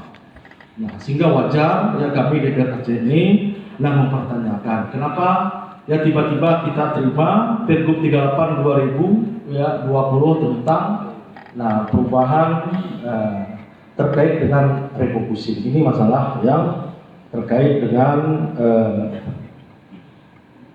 Pergub 38 tahun 2020. Nah seterusnya Bapak PLT Gubernur Aceh ini ya kami juga meluruskan supaya ini jelas ya pada tanggal 6 April ya pada tanggal 6 Mei kita memang melakukan rapat koordinasi dengan TAPA terkait dengan refocusing. Nah saya ingin sampaikan karena saya catat ini ya Pak Sekda. Nah pada tanggal 6 Mei itu Pak Sekda melaporkan kepada Banggar DPR Aceh bahwa refocusing itu belum lagi dilakukan, belum lagi dilaksanakan. Hanya estimasi kita akan melakukan pergeseran belanja, baik belanja langsung dan tidak langsung ke BTT itu sekitar 1,7 triliun. Nah, itu informasi yang disampaikan Pak Sekda. Nah, karena tidak ada yang pasti, kata beliau. Nah, saya tahu Pak, ya, surat per surat itu saya pegang semua. Nah, padahal dari laporan yang disampaikan ya oleh Pak PLT Gubernur tadi pada tanggal 8 April. Nah, ini kan 8 April ini pemerintah Aceh sudah menyampaikan kepada Menteri Dalam Negeri refocusing itu ya sudah final, walaupun nanti akan ada perubahan dan perubahan. Tetapi pada tanggal 6 Mei, Sekretaris Daerah Aceh menyampaikan kepada Banggar DPR Aceh belum lagi dilakukan proses pembahasan refocusing. Nah, ini sudah ya, tapak berjalan begini Pak PLT. 6 ya Mei ya itu dilaporkan, belum lagi ya dibahas, belum lagi diproses, belum lagi difinalisasi, tapi pada tanggal 4 April sudah dilaporkan ke Mendagri. Nah, berarti ya bayangkan ini 8 April sampai 6 Mei, 3 minggu sebenarnya sudah laporan ini disampaikan ke Mendagri, tapi Pak Sekda belum lagi. Oke, ya tidak masalah, itu belum disampaikan oleh kawan-kawan. Kapan ya TAPA duduk kembali dengan DPR? Nah, pembahasan terkait dengan refocusing ini ya agar DPR mendapatkan akses atau informasi yang jelas. Karena yang kita geser ini terkait dengan belanja modal, belanja barang dan jasa, belanja pegawai. Nah, di sini juga mungkin ada ya keterlibatan ya DPR. Nah, sehingga bisa DPR menjelaskan kepada publik. Nah, ini Pak, ini juga sudah Pak PLT udah clear minta Pak. Nah seterusnya ya saya sampaikan ya, kepada Bapak PLT Gubernur Aceh bahwa kami mendapatkan informasi ya, dari Dirjen Bangda ya, pada tanggal 15 September yang lalu. Nah, itu untuk penanganan pandemi COVID-19 sudah dialokasikan lebih kurang ya 2,5 triliun. Nah, dengan komposisi ya postur ada untuk ya penanganan kesehatan, ada untuk dampak ekonomi, dan ada untuk bantuan sosial. Nah, hal yang ingin ya kami sampaikan ya, kepada Bapak PLT Gubernur Aceh beserta dengan jajaran. Nah, ini yang pertama terkait dengan bantuan sosial, bansos. Nah, saran ya, nah dari kami, nah bansos ini ya sebaiknya diberikan ya kepada calon ya penerima atau masyarakat penerima ini. Nah, ini dalam bentuk uang tunai saja Pak. Maka ya, nah living cost 600.000, 500.000 per kakak. Nah, ini mungkin nanti berdasarkan ya keputusan ya pemerintah. Kenapa ini kami sampaikan? Karena bantuan dalam bentuk barang dengan nilai yang sangat fantastis ya angkanya ya ini sekitar 1,2 triliun ini, walaupun ada transfer daerah, ini sangat rawan dan ini ya saya kira merepotkan ya PLT Gubernur dan jajaran. Nah, jadi kita pisahkan saja yang betul-betul memang bantuan sosial ini dalam bentuk barang. Nah, skalanya ya itu ya mungkin ya untuk kesehatan ya tidak mungkin cash and carry ya kita persilakan, tapi yang diberikan kepada masyarakat ini ya saya kira ini tolong dipertimbangkan. Karena menurut informasi dari Dirjen Bangda, realisasi terkait dengan pandemi COVID ini per 31 Agustus Aceh ini Pak masih paling rendah secara nasional. Kita baru 6% kata Pak Dirjen. Ini juga catatan untuk Pak Gubernur Aceh, baru 6% Pak kita terendah secara nasional. Nah, sekarang beliau sampaikan persentase pandemi itu, nah persentase peningkatan pandemi COVID-19 itu Aceh itu termasuk yang terbesar secara nasional. Nah, ini Pak Sekda, ya, ini kita yang terbesar persentasenya, dan juga persentase, nah penanganan pasien yang positif pandemi COVID ini Aceh termasuk yang paling rendah secara nasional. Kalau anggaran 2,5 triliun ini kalau ya dihitung berdasarkan populasi, Aceh ini termasuk yang terbesar secara nasional. Oleh karenanya pada kesempatan yang berbahagia ini ya kami memberikan saran dan masukan kepada Bapak PLT Gubernur Aceh. Nah, kiranya ini bisa menjadi pertimbangan. Nah, beberapa kekeliruan, ya, saya kira apakah itu disengaja atau tidak oleh tim TAPA, tentu kami ya berharap kepada Bapak PLT Gubernur Aceh untuk mengambil tindakan yang tegas. Nah, agar jangan mengulang perilaku yang sama ya untuk saat ini dan untuk masa-masa yang akan datang. Saya kira ini mungkin terkait dengan wilayah kami karena memang ini kebetulan kami diberikan mandat dalam proses pembahasan Pak PLT Gubernur Aceh dan juga jajaran pemerintah Aceh yang kami hormati.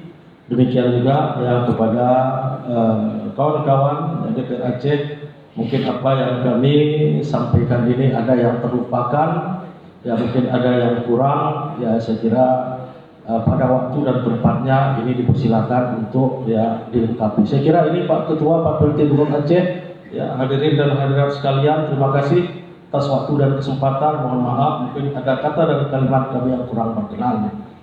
Diakhiri dengan ucapan billahi taufiq wal hidayah. Assalamualaikum warahmatullahi wabarakatuh.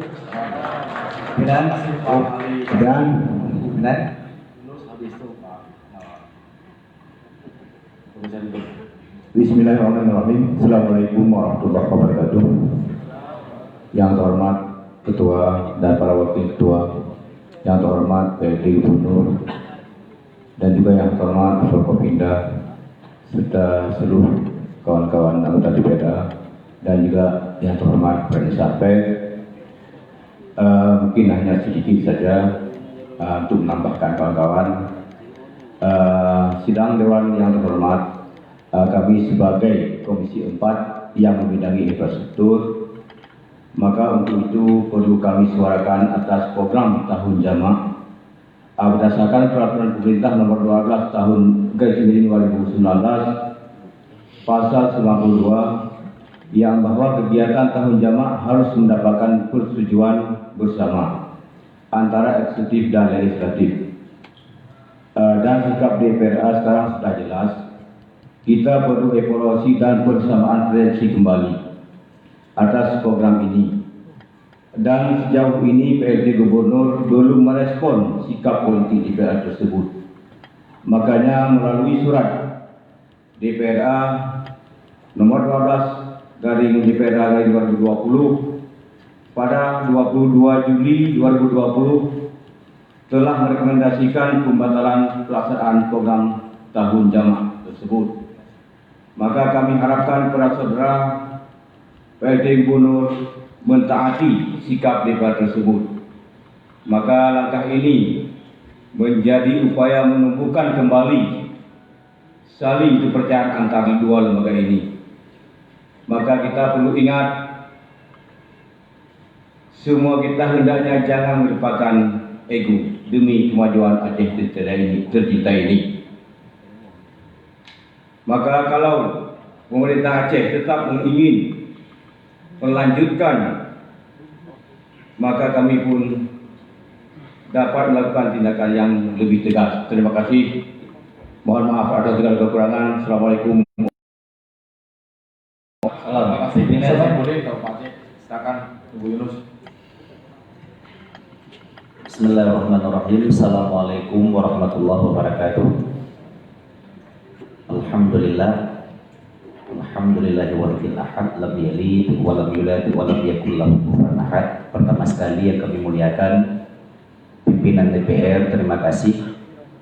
Selanjutnya Pak PLT serta pemerintah yang telah hadir yang kami muliakan, serta seluruh kawan-kawan DPR yang kami muliakan.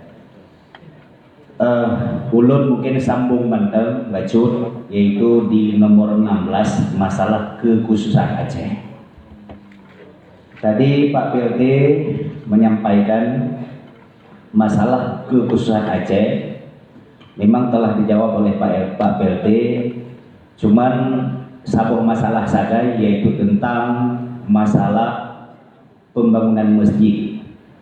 Dengan surat Pak PLT kepada Mendagri yang nomor 050 dan seterusnya, serta surat 2, 150 dan seterusnya, itu memang kami ucapkan terima kasih pada tidak lanjut. Dan selanjutnya kami juga menunggu jawaban Pak PLT sebagaimana disampaikan Bang Iskandar dan kawan-kawan, bagaimana tindak lanjut daripada surat Pak PLT tersebut. Itu terima kasih kami ucapkan. Dan yang kedua juga tentang kekhususan Aceh masalah pilkada. Ini seolah-olah saat ini terkesan yang memperjuangkan tentang pilkada Aceh ini khusus DPR Aceh. Terkesannya eksekutif seolah-olah tidak menginginkan pemilu kada Aceh terjadi di 2022. Salah satu buktinya, tim TAPA sama sekali tidak memasukkan anggaran tahapan pilkada Aceh di anggaran 2021. Dalam hal ini kami memohon kepada Pak PLT, seandainya Pak PLT memang sayang kepada Aceh dan merasa orang Aceh cinta kepada kekhususan Aceh, tolong kita sama-sama memperjuangkan supaya pilkada Aceh jadi di 2022. Kita tidak usah ragu-ragu lagi karena kita punya regulasi yang kuat. Yang pertama, Undang-Undang 1945, yaitu pasal 18B. Yang pertama. Yang kedua, kita punya Undang-Undang Pemerintah Aceh. Yang ketiga, kita punya aturan tentang kanun Aceh tentang masalah pilkada, yaitu nomor 12 tahun 2016. Yang keempat, kita punya keputusan MK tentang pemilu kada Aceh. Jadi kita punya 4 bukti yang cukup kuat untuk jalankan tentang pilkada Aceh. Oleh sebab itu mohon Pak PLT, anggaran untuk pilkada Aceh 2022 tolong dianggarkan. Satu. Yang kedua, tentang masalah TKA, ini selalu kita suarakan. Ini juga tentang kekhususan Aceh, karena DPR Aceh telah melahirkan satu kanun dari pasal 127 di UUPA, lahir kanun nomor 7 tahun 2014 tentang tenaga kerja asing di Aceh. Dalam kanun tersebut jelas dikatakan setiap tenaga kerja asing Aceh wajib mendapat rekom pemerintah Aceh, baik daerah maupun provinsi. Tapi sekarang nyata-nyata kita lihat baik di media, seolah-olah TKA yang masuk ke Aceh seolah-olah Aceh New lagi hana lipo. Begitu dinas Disnaker turun ke lapangan meminta rekom sama mereka, semua TKA tak punya rekom dari pemerintah Aceh. Ini menandakan pemerintah Aceh tidak menjalankan kekhususan Aceh. Yang ketiga, itu sesuai dengan surat Pak PLT. Alhamdulillah masalah seperti yang disuarakan oleh rekan-rekan tentang masalah kita punya kanun, yaitu tentang di Semen Aceh Undang-Undang nomor 18 tahun 1999 tentang Keisman Aceh. Kami sangat menyesalkan seandainya kita pemerintah Aceh mengadopsi Permen 90 mengabaikan tentang ISMO Aceh dan Undang-Undang Pemerintah Aceh. Lebih-lebih tentang tidak bisa dibantunya Balai Pengajian di Aceh.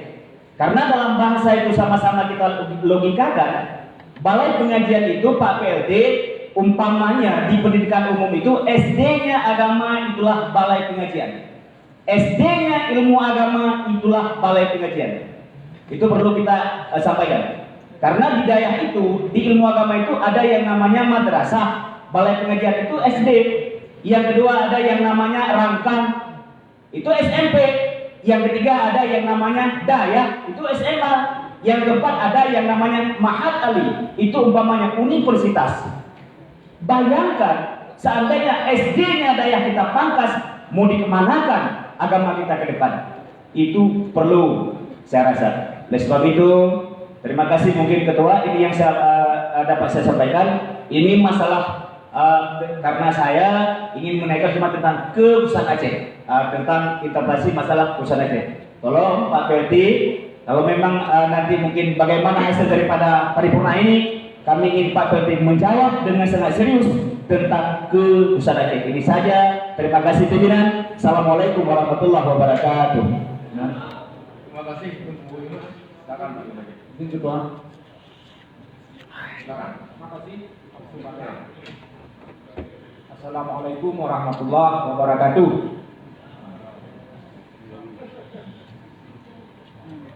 Yang saya hormati Bapak PLT Gubernur Aceh, Bapak Ketua DPR Aceh beserta wakilnya. Yang saya hormati para seluruh Bapak Ibu anggota Dewan yang terhormat, Wakil Pangdam, Pak Kapolda dan jajarannya yang berhadir, Pak Sekda, Pak Sekwan, hadirin hadirat yang saya muliakan, pimpinan sesuai dengan hak anggota DPR Aceh tentang interpelasi. Dalam hal ini Bapak PLT Gubernur Aceh sudah menjawab dan memberikan kita masing-masing 1 dari 16 pertanyaan. Sudah dijawab dengan sangat jelas dan dengan referensi yang sangat lengkap. Oleh karena itu, saya mengajak kita semua berpikir positif ke depan, apalagi Aceh saat ini sedang dilanda pandemi COVID Corona yang angkanya terus meningkat, hampir 4.000 orang Aceh yang positif. Update 147 orang yang sudah meninggal dunia, termasuk dokter dan perawat. Hari ini rakyat melihat kita di ruangan yang sangat mewah ini, yang kita diwakilkan dari berbagai dapil untuk memperjuangkan hak-hak mereka. Tentu rakyat berharap antara pemerintah dengan kita, legislatif, DPR dengan pemerintah, ini harus bisa bekerja sama. Kalau ini tidak terjadi, ini tidak mungkin aspirasi rakyat yang tiap 4 bulan sekali kita turun ke lapangan dalam mencari pimpinan ini, kemana akan kita bawa? Pimpinan yang saya hormati, aspirasi rakyat diwakilkan melalui kita untuk kita sampaikan kepada pemerintah. Oleh karena itu, Bapak pimpinan, saya pikir kita harus arif dan bijaksana dalam menyikapi ini, karena tidak akan terjadi pembangunan yang maksimal kalau kita terus berseteru di antara pemerintah dengan DPR. Terima kasih. Oleh karena itu saya mengajak kepada pimpinan, ketiga wakil pimpinan, kepada kita semua untuk mari kita bangun kepercayaan, kita bangun visi dan misi yang sama dengan pemerintah Aceh, sehingga rakyat sejuk, senang melihat kita bagus hubungan antara pemerintah dengan rakyat Aceh. Terima kasih pimpinan. Bila taufiq wal hidayah. Assalamualaikum warahmatullahi wabarakatuh. Permisi Pak Tandawi. Berikutnya Pak Ter Kembangan. Lalu setelah itu Pak Tarmidi. Izin pimpinan. Assalamualaikum warahmatullahi wabarakatuh. Saya Teguh Raja Kemangan, anggota DPRA dari Dapil 10 yang ikut menandatangani hak interpelasi. Mungkin masyarakat kita, masyarakat Aceh saat ini itu bertanya-tanya, mengapa DPRA sampai menggunakan hak interpelasinya terhadap Bapak PLT Gubernur ini. Tapi sebelum ini saya lanjutkan, saya berikan penghormatan secara umum pimpinan dan anggota Dewan yang saya hormati, Bapak PLT Gubernur Aceh, Bapak Sekda dan jajaran yang berhadir, kemudian Bapak Forkopimda, para undangan, rekan-rekan pers, hadirin hadirat yang saya muliakan. Agar rakyat Aceh mengetahui secara persis mengapa kita menggunakan hak interpelasi ini, itu pertama adalah kita melihat ada hal ketidakterbukaan oleh pihak pemerintah Aceh. Sebenarnya kalau kita melihat amanat undang-undang, terutama Undang-Undang Nomor 11 Tahun 2006 tentang pemerintahan Aceh, itu jelas bahwa yang namanya pemerintahan itu kepala daerah dan DPR. Jadi itu yang maksud dengan pemerintahan. Jadi seharusnya ini harus sinkron antara pemerintah Aceh dengan DPRA. Tetapi kami melihat dalam perjalanan bahwa ada azas umum penyelenggaraan pemerintahan. 11 azas umum penyelenggaraan pemerintahan, salah satunya sebagaimana pernah disampaikan tadi oleh teman-teman kami, azas keterbukaan ini yang barangkali belum berjalan. Nah, apakah ini Pak PLT mengetahui atau barangkali ini ulah bawahan-bawahan Pak PLT, kami tidak tahu. Salah satu contoh, misalnya seperti saya ada di Komisi 6 Pak PLT. Komisi 6 mitranya salah satu Dinas Pendidikan. Seperti masalah dana abadi dan dana cadangan pendidikan, yang menurut informasi itu besar sekali dana ini. Nah, informasi ini kita dapatkan bukan dari orang yang sembarangan, dari mantan gubernur, itu pernah keluar di medsos. Anggaran ini, anggaran dana abadi pendidikan ini barangkali 2 triliun lebih. Nah, saya yang mempertanyakan pertama di Komisi 6 dengan Dinas Pendidikan 2 kali saya pertanyakan, tidak ada jawaban. Jadi ini bukan dana yang sedikit. Jadi ini yang kami maksudkan, mohon supaya pemerintah daerah ini transparan. Jadi ini juga di dalam salah satu poin interpelasi juga kami sampaikan, dan ini sudah dijawab oleh Pak PLT. Mohon ini supaya dibuka Pak PLT. Berapa dana abadi yang masih tersimpan di Bank Aceh dan berapa dana cadangan pendidikan, supaya masyarakat kita tahu. Jadi itu. Kemudian terkait juga dengan dana refocusing, itu pertemuan tanggal 6 kalau saya tidak salah yang disebutkan tadi, seolah-olah pertemuan antara Banggar dengan tim Tapa itu tok sekali ada pertemuan. Pada saat itu kami mempertanyakan 1,7 dana refocusing itu, pergeseran anggaran itu apa-apa saja yang waktu itu dipangkas atau digeser, kegiatan-kegiatan apa saja kepada tim Tapa yang langsung dihadiri oleh Pak Sekda. Itu mungkin sampai saat ini saya tidak tahu, itu tidak pernah disampaikan kepada DPR apa-apa saja yang dipotong. Dan ini dana ini terus bertambah 2,3, 2,5 triliun ini setara dengan 2.500 miliar rupiah. Besar sekali dana ini. Jadi ini mohon keterbukaan. Jadi saya pikir ini memang ada pelanggaran, menurut hemat kami, ada pelanggaran-pelanggaran ketentuan perundang-undangan yang terlanjur dilakukan oleh pemerintah daerah. Oleh karena itulah kami mengingatkan pemerintah daerah, karena sekarang dalam pengelolaan pemerintahan ini tidak main-main, resikonya kita penjara. Jadi oleh karena itu eksekutif dan legislatif ini menurut pendapat kami harus saling mengingatkan. Karena yang disebut dengan pemerintahan itu pemerintah daerah dengan DPRA. Jadi seperti itu. Jadi kesimpulan kami mohon sangat kepada Pak PLT Gubernur Aceh, kelemahan-kelemahan ini yang barangkali sebagaimana teman-teman sampaikan tadi, itu bukan langsung Pak PLT atau kebijakan ini dari Pak PLT, tapi ada barangkali permainan dari bawahan ini mohon ke depan ditertibkan sebagaimana juga usulan teman-teman kami. Kemudian juga kami mohon kekeliruan seperti ini tidak diulang lagi, karena ini berisiko.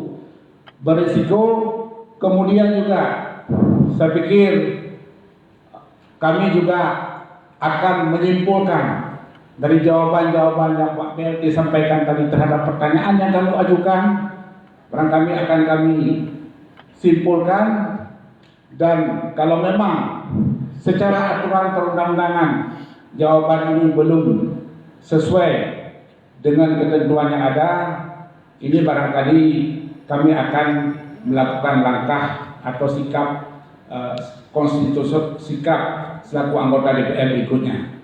Saya kira demikian yang dapat saya sampaikan. Ini kurang, saya mohon maaf. Saya kira dengan wassalamualaikum warahmatullahi wabarakatuh. Terima kasih Pak Terima. Pak Terwidi, silakan. Terima kasih pimpinan.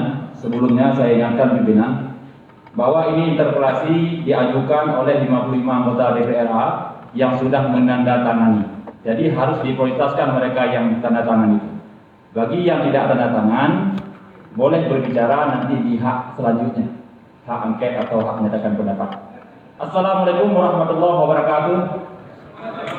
Pimpinan dan anggota DPRA yang saya hormati, Bapak PLT Gubernur Aceh beserta jajaran eksekutif yang kami hormati, unsur Pokopimda Aceh dan seluruh tamu undangan, teman-teman wartawan yang kami muliakan, para staf ahli, staf khusus, staf spesial, staf luar biasa yang telah hadir yang kami muliakan.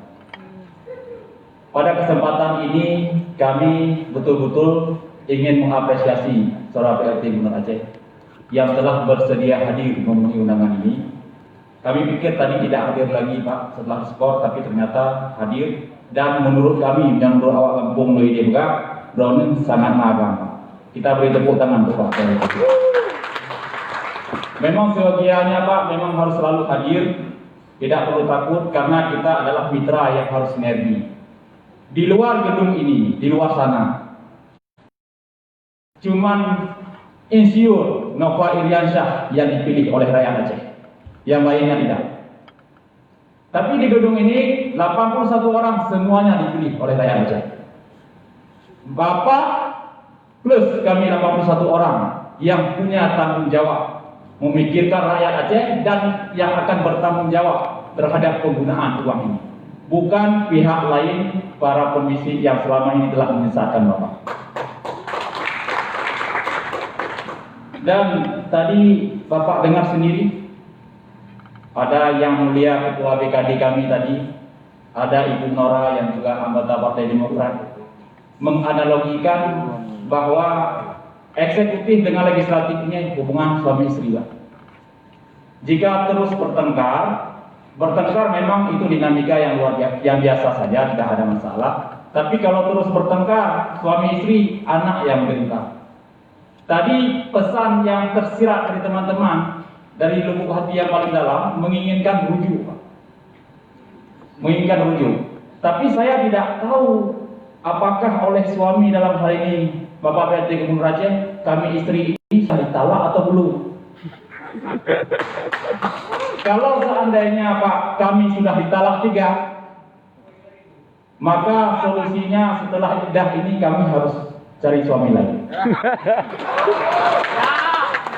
Tapi kalau belum ditalak, solusinya rujuk lebih indah. Selanjutnya Pak, saya ingin, karena nanti para pimpinan, saya fokus ke pertanyaan poin nomor 13 terkait pemerintah Aceh tidak menggunakan lab unsia, Laboratorium Polymerase Chain Reaction (PCR). Saya juga ingin menggunakan bahasa itu dengan alasan tertentu yang sudah Bapak sampaikan yang tidak saya temukan substansinya. Artinya masih normatif, saya tidak menemukan jawaban yang tidak ada jawaban menurut saya. Karena kalau seandainya tidak perlu kerjasama dengan usia, lantas mengapa Kepala Dinas Kesehatan Aceh mengatakan bahwa lab usia belum bisa digunakan dengan alasan tertentu pada tanggal 10 April tahun 2020. Pada tanggal 11 April oleh Dekan Fakultas Kedokteran Usia membantah bahwa lab usia sudah bisa digunakan, sudah ada izin dari kementerian. Kemudian karena tidak bekerja sama, kita menggunakan lab pemerintah yang ada di Aceh Besar, Balitbangkes Aceh. Pada tanggal 4 sampai 22 Agustus ditutup, Pak, karena ada dua staf yang terpapar COVID. Pemerintah Aceh mengambil keputusan mengirimkan sampel PCR, sampel lab swab ke Jakarta. Apa yang terjadi? Ada pasien yang sekarat. Setelah diambil sampel dikirim ke Jakarta, 5 hari kemudian meninggal. Karena hasil rapid test reaktif, maka dikebumikan secara protokol kesehatan. Begitu keluar hasil lab, ternyata negatif. Bagaimana perasaan keluarga, Pak? Pada saat dikebumikan tidak bisa dilihat, tidak boleh ada kenduri, tapi ternyata negatif. Juga ada kasus sebaliknya. Malah setelah dikebumikan positif, sebelumnya negatif.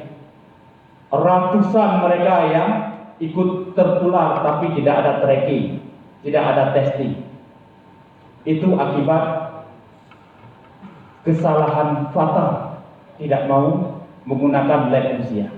Kami mendapatkan informasi yang berkembang sudah sangat luas di kalangan masyarakat bahwa saudara PLT Gubernur Aceh punya hubungan yang tidak baik dengan saudara Rektor Universitas Syekh Kuala secara pribadi. Jika memang ini benar, sungguh kami sesalkan karena selama ini masyarakat sungguh menderita, menjadi korban dari keegoisan ini. Pimpinan saya tidak begitu yakin, dan saya sampai saat ini berusaha meyakinkan diri saya tidak meyakini ini benar. Oleh karena itu, untuk memastikan ini benar atau tidak, perlu diselidiki melalui hak-hak selanjutnya. Harapan pimpinan, harapan kepada saudara PLT Gubernur Aceh, saya mohon nih, yuk masalah hati, udah tengah malam. Pak PLT Gubernur Aceh, mari kita jadikan kasus Pak Irwandi, mantan gubernur kita, sebagai iktibar. Jangan sampai terulang kepada Bapak. Karena kita rakyat Aceh tidak menginginkan itu, Pak. Terutama DPR Aceh.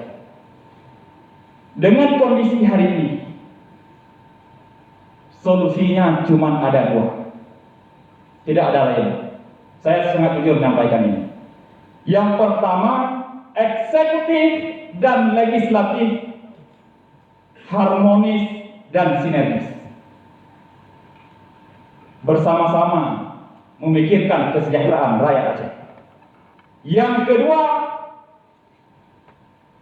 Pak PLT Gubernur Aceh mengundurkan diri atau lembaga ini dibubarkan. Terima kasih. Assalamualaikum warahmatullahi wabarakatuh.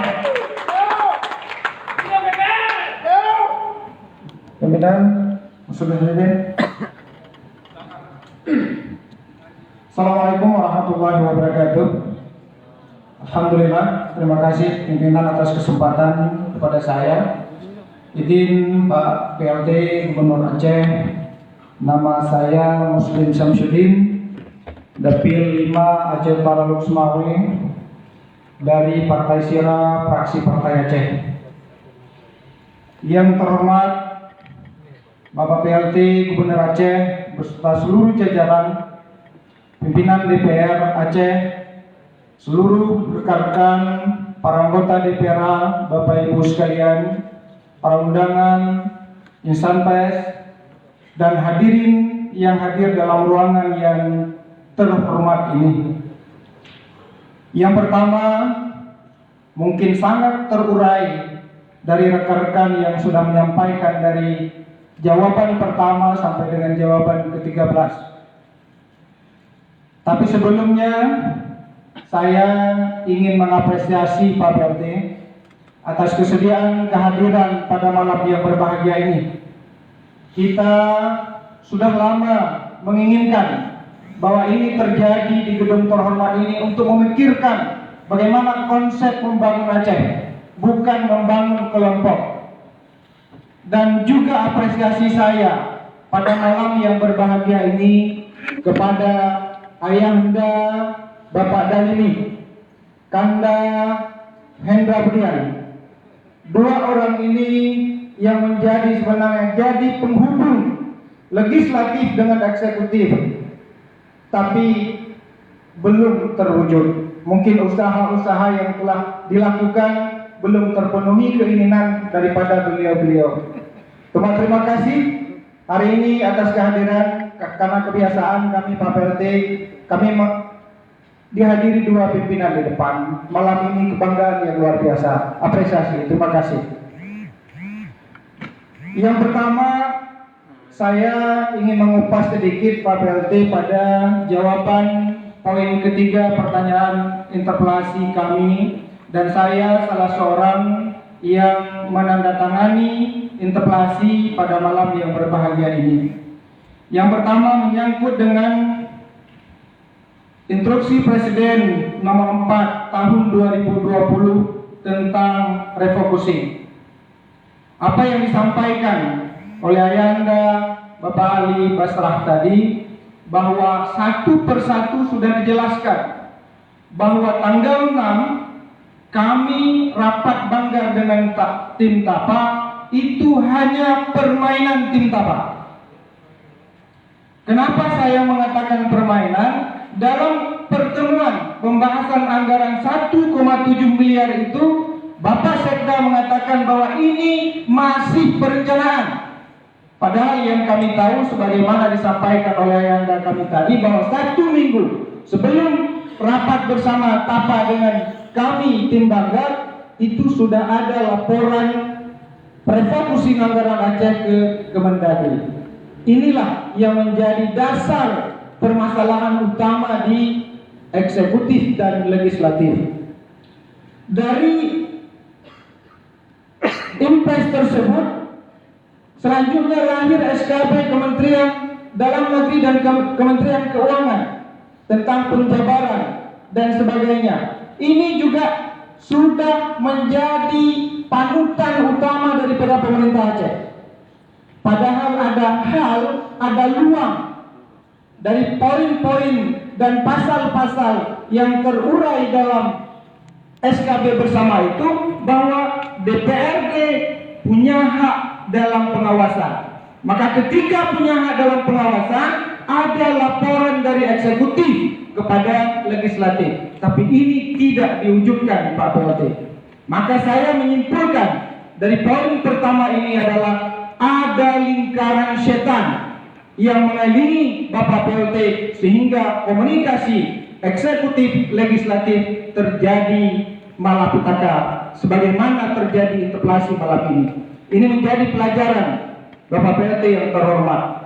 Saudara PLT adalah pemimpin Aceh, dan kami legislatif adalah pemerintahan yang masuk dalam menguraikan berbagai tugas tupoksi dan kebijakan pemerintah Aceh untuk diuraikan, diberikan kepada sentuhan masyarakat rakyat Aceh yang menjadi bos daripada segala politik yang ada kita alami sekarang. Ini menjadi pelajaran Pak PLT. Yang kedua, pada proyek, saya menyentuh sedikit pada proyek multi-years. Ini sudah kita ketahui bersama bahwa ada prosedural yang dilanggar. Kita sekali lagi, mungkin sudah kesekian puluh kali anggota DPRA ini mengulangi bahwa kita tidak anti pembangunan. Kita menginginkan pembangunan Aceh secara struktural yang menyentuh pada sentuhan masyarakat bawah.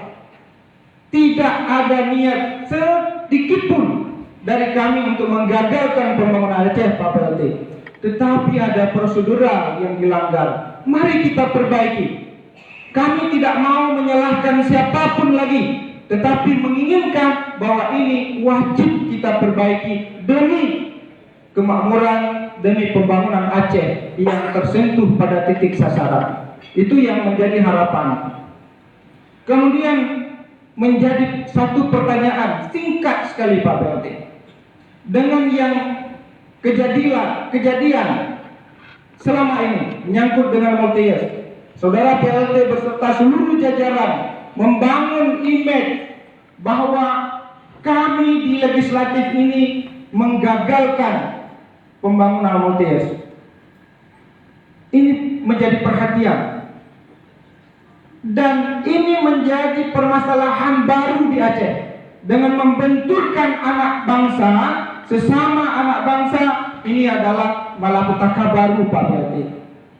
Jadi pelajaran buat kita. Jangan karena menginginkan proyek multi-years ini ada terjadi perselisihan antar suku, ras, dan sebagainya.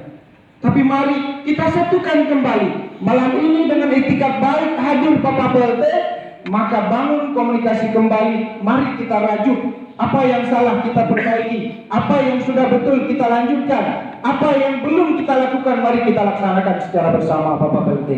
Ini keinginan daripada masyarakat. Hati nurani kami menginginkan bahwa Aceh harus kondusif. 15 tahun sudah perdamaian Aceh, tapi Aceh masih segala lini tertinggal Pak PLT. Ini pelajaran buat kita bersama. Kemudian selanjutnya menyangkut dengan poin pertanyaan ketiga juga. Pada diktum yang ke-6 sudah dijelaskan di situ. Saya menginginkan dan mempertanyakan bagaimana dengan dosen penanganan COVID-19 di tengah peningkatan yang luar biasa Pak PLT. Saya malam ini ditelepon oleh warga saya sendiri, ada 4 orang yang reaktif. Tetapi di kabupaten saya yang katanya itu adalah rumah sakit rujukan nasional dan di sampingnya ada rumah sakit rujukan daerah, tidak ada rapid test.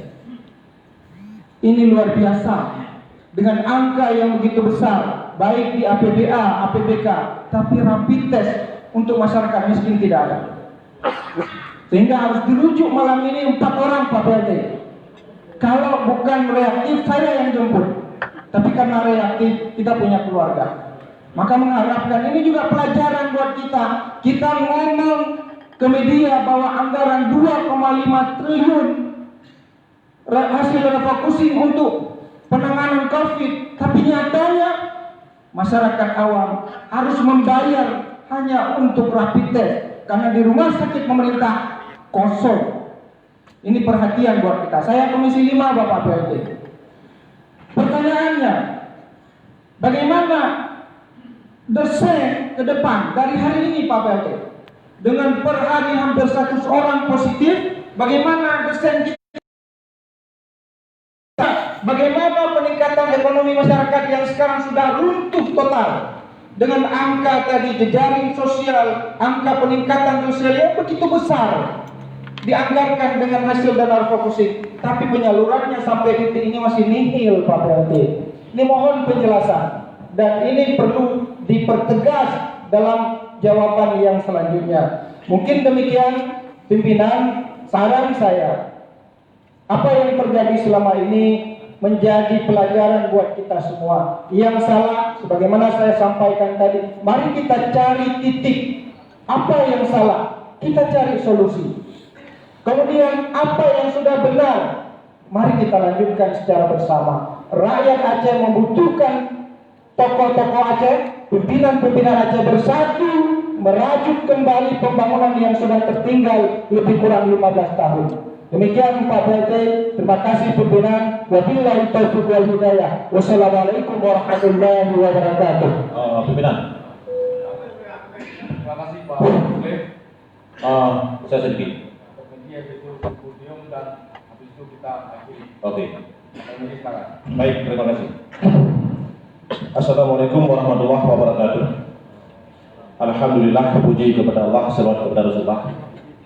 Yang kami hormati pimpinan dan para wakil pimpinan DPR Aceh, dan yang kami hormati PLT Gubernur Aceh, yang kami hormati seluruh anggota DPR Aceh yang ada dalam gedung paripurna yang sangat terhormat ini, dan juga yang kami hormati unsur pemerintah dan juga yang kami muliakan para wartawan media yang sudah berhadir, dan seluruh tamu undangan yang masih ada di dalam ruangan yang sangat terhormat ini. Sudah jam setengah 12 masih di dalam AC seperti ini dari jam 2 tadi. Beginilah Pak Gubernur, maaf ya. Maka sangat mempertanyakan kenapa Pak Gubernur dan Pak pihak eksekutif jarang hadir. Beginilah kondisinya. Ini sebenarnya tidak perlu dikasih tahu. Jadi yang kami mendatang seluruh para tamu undangan yang masih bersedia pada malam ini. Jadi Pak Ketua dan kita semua di sini, sebenarnya kita semua di sini atas nama lembaga DPR dan lembaga eksekutif. Dan juga malam ini mendengar jawaban interpelasi Gubernur dan juga menanggapi oleh ada haknya oleh anggota Dewan. Saya berharap yang pertama jangan lari dari substansi atau dari judul kita malam ini. Jadi saya ingin di sini Pak Ketua tentang jawaban sudah dibaca oleh Pak PRT dan sudah kita dengarkan, malah kita sudah menerima masing-masing anggota Dewan. Tentu saja kita semua belum bisa memahami seluruh jawaban, ya, perlu tindak lanjut dan sebagainya. Tetapi dalam menanggapi jawaban PRT Gubernur juga sudah hampir semua anggota Dewan memberi tanggapan. Tapi saya di sini hanya menginginkan, ya, kita lembaga DPR Aceh seperti pimpinan sampaikan di awal bahwa sejajar dengan pemerintah Aceh dalam hal apapun. Ini maaf Pak PRT Gubernur, Pak Seda mungkin masih ada di sini atas nama tim dapat. Saya hanya kembali ke belakang sebentar sedikit. Sudah 3 tahun kepemimpinan Irwandi Novan, ya, dan sekarang adalah PRT Gubernur Pak Irwandi sedang musibah. Secara kasat mata, secara langsung saya tidak lihat nyata bukti yang mana yang sudah dibangun oleh kepemimpinan Pak PRT ataupun periode 3 tahun yang sudah berlangsung ini. Terlepas dengan yang sedang kita bahas malam ini. Ini berkaitan dengan refocusing, dengan multius. Sebenarnya tidak perlu dipertanyakan kembali. Ini sudah dijawab, ya. Sudah dijawab di dalam buku ini. Tetapi dengan semua jawaban ini, puas enggak kita lembaga DPR. Ya. Ini yang mengembangkan hak interpelasi sebenarnya lembaga, walaupun yang menandatangani 55 orang. Jadi saya tidak mau dan saya tidak setuju, tidak suka di dalam gedung ini, maaf kita bilang, ya seolah-olah interpelasi ini hanya sepihak. Ini lembaga DPRC, walaupun tidak ditandatangani. Jadi harus merasalah bagaimana kepemimpinan, bagaimana kinerja pemerintah Aceh selama kita di sini. 1 tahun kita dilantik, pas 1 tahun bulan 9 ini. Pas 1 tahun, ya, hanya mendawa AKD, mendawa anggaran, tanpa kata ubah interpelasi. Nyom yang kata begal interpelasi, Ciputra itu, gulingkan gubernur itu.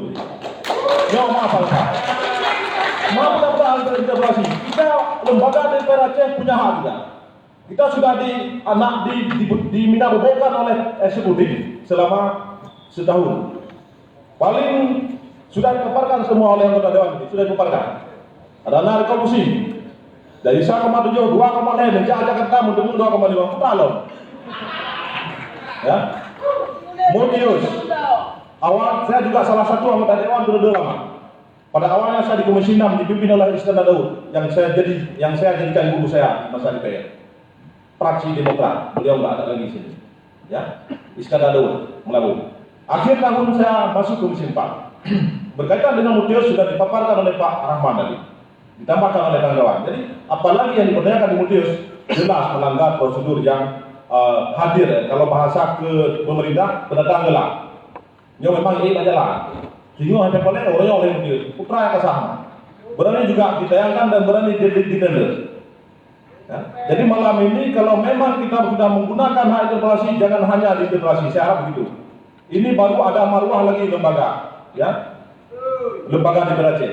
Karena malam ini terjadilah pelajaran bagi kita semua. Dari jam 2 sampai jam 12 kan roh, mantau ke depan. Rekam pusing, Mortius, nyaman-nyaman ke melanggar. Ilang Pak PLT maaf, Pak Sekda lah lupa kuah ya, lama kali. Gujak kena gak buat kamu gak demi kacau kulesornya, nge Kenapa betul ya? Yang Pak Long pasal Pak Gubernur, lo sebenarnya kena begah Pak, memang kau nak duduk, mana pernah bicara lo. Lo tidak banyak bicara tapi tidak bekerja 5 tahun lalu. Ya, tapi selama 3 tahun dan periode ini jadi pelajaran sebenarnya bukan bagi saya sendiri, semua jadi pelajaran ini. Jadi Pak Sekda kalau lo menyatakan, lo dengan arah Sekda.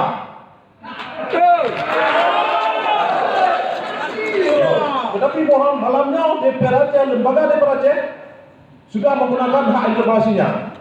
Bahasa Aceh hak temannya, nggak ada jauh. Ya, tapi bukan lembaga hanya disertikan interpelasi. No. Ini penuh sudah lembaga DPR Aceh. Ya, putra kata betul. Nggak ada mengaji nggak sepeda itu. Yang kegulingkan bahasa Aceh, betul. Nah bro, kenapa kamu? Memadai informasi. Maaf Pak Tandawi. Lo kembali Pak Tandawi ke kampung. Menyolong Pak Tandawi. Siap. Menyolong sebagai Pak Tandawi di bawah Partai Demokrat. Lo tetap melawan Ron. Nyolong dulu sekarang. Lo Partai Aceh. Mesyur mualim hidup gubernur melanggar di lawan. Arti melanggar, menang melanggarnya. Seperti yang sedang kita rasakan sekarang ini. Maaf. Lo tetap jarang bicara seperti dari 5 tahun yang lalu. Lo berjarum sudah apa malah berburu, tapi Tonyo merasakan. Malah lo pakai masker untuk mata, kamu lagi. Jadi dia sudah setengah 12 sudah. Forkopimda selalu hadir di sini bersama DPR Aceh. Wartawan tak pernah keluar dari gedung ini. Alasan Pak PT memang tidak menghadiri para partai Munafik, tapi hari paripurna laporan pertanggungjawaban LKPJ sebenarnya kami tahu hari yang bersamaan Pak PLT melantik BPKS Sabang kalau salah. Ya, hal-hal seperti itu jangan dinampakkan sebenarnya Pak PLT. Ini tapi saya kembali karena jelas Sekda yang selalu hadir dan berunsur waktu bulan puasa hadir di ruang banggar di lantai 2.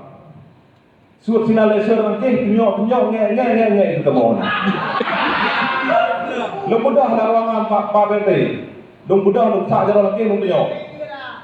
Tapi lo menemukan semacam Pak Wadri bilang tadi, Pak Wadri, ya. Pak Sekda adalah dari kesehatan. Ya seharusnya paling tidak para puskesmas.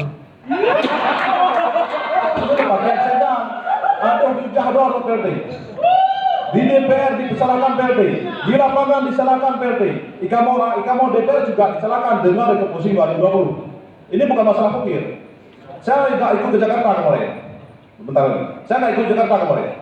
Ada kawan-kawan yang ikut Jakarta. Malah sampai ke Jakarta ada informasi nanti dijelaskan oleh kawan-kawan yang ikut ke Jakarta. Ya. Malah pemerintah Aceh sudah menyiapkan untuk berbuat PK 21. Buat silakan diperbu.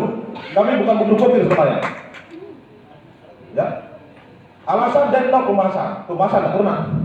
Terus kenapa yang kita yang musuh dia. Menyatakan lagi betul Pak Pemakzulan. Ya, dia kita DPR nya sepakat Pemakzulan.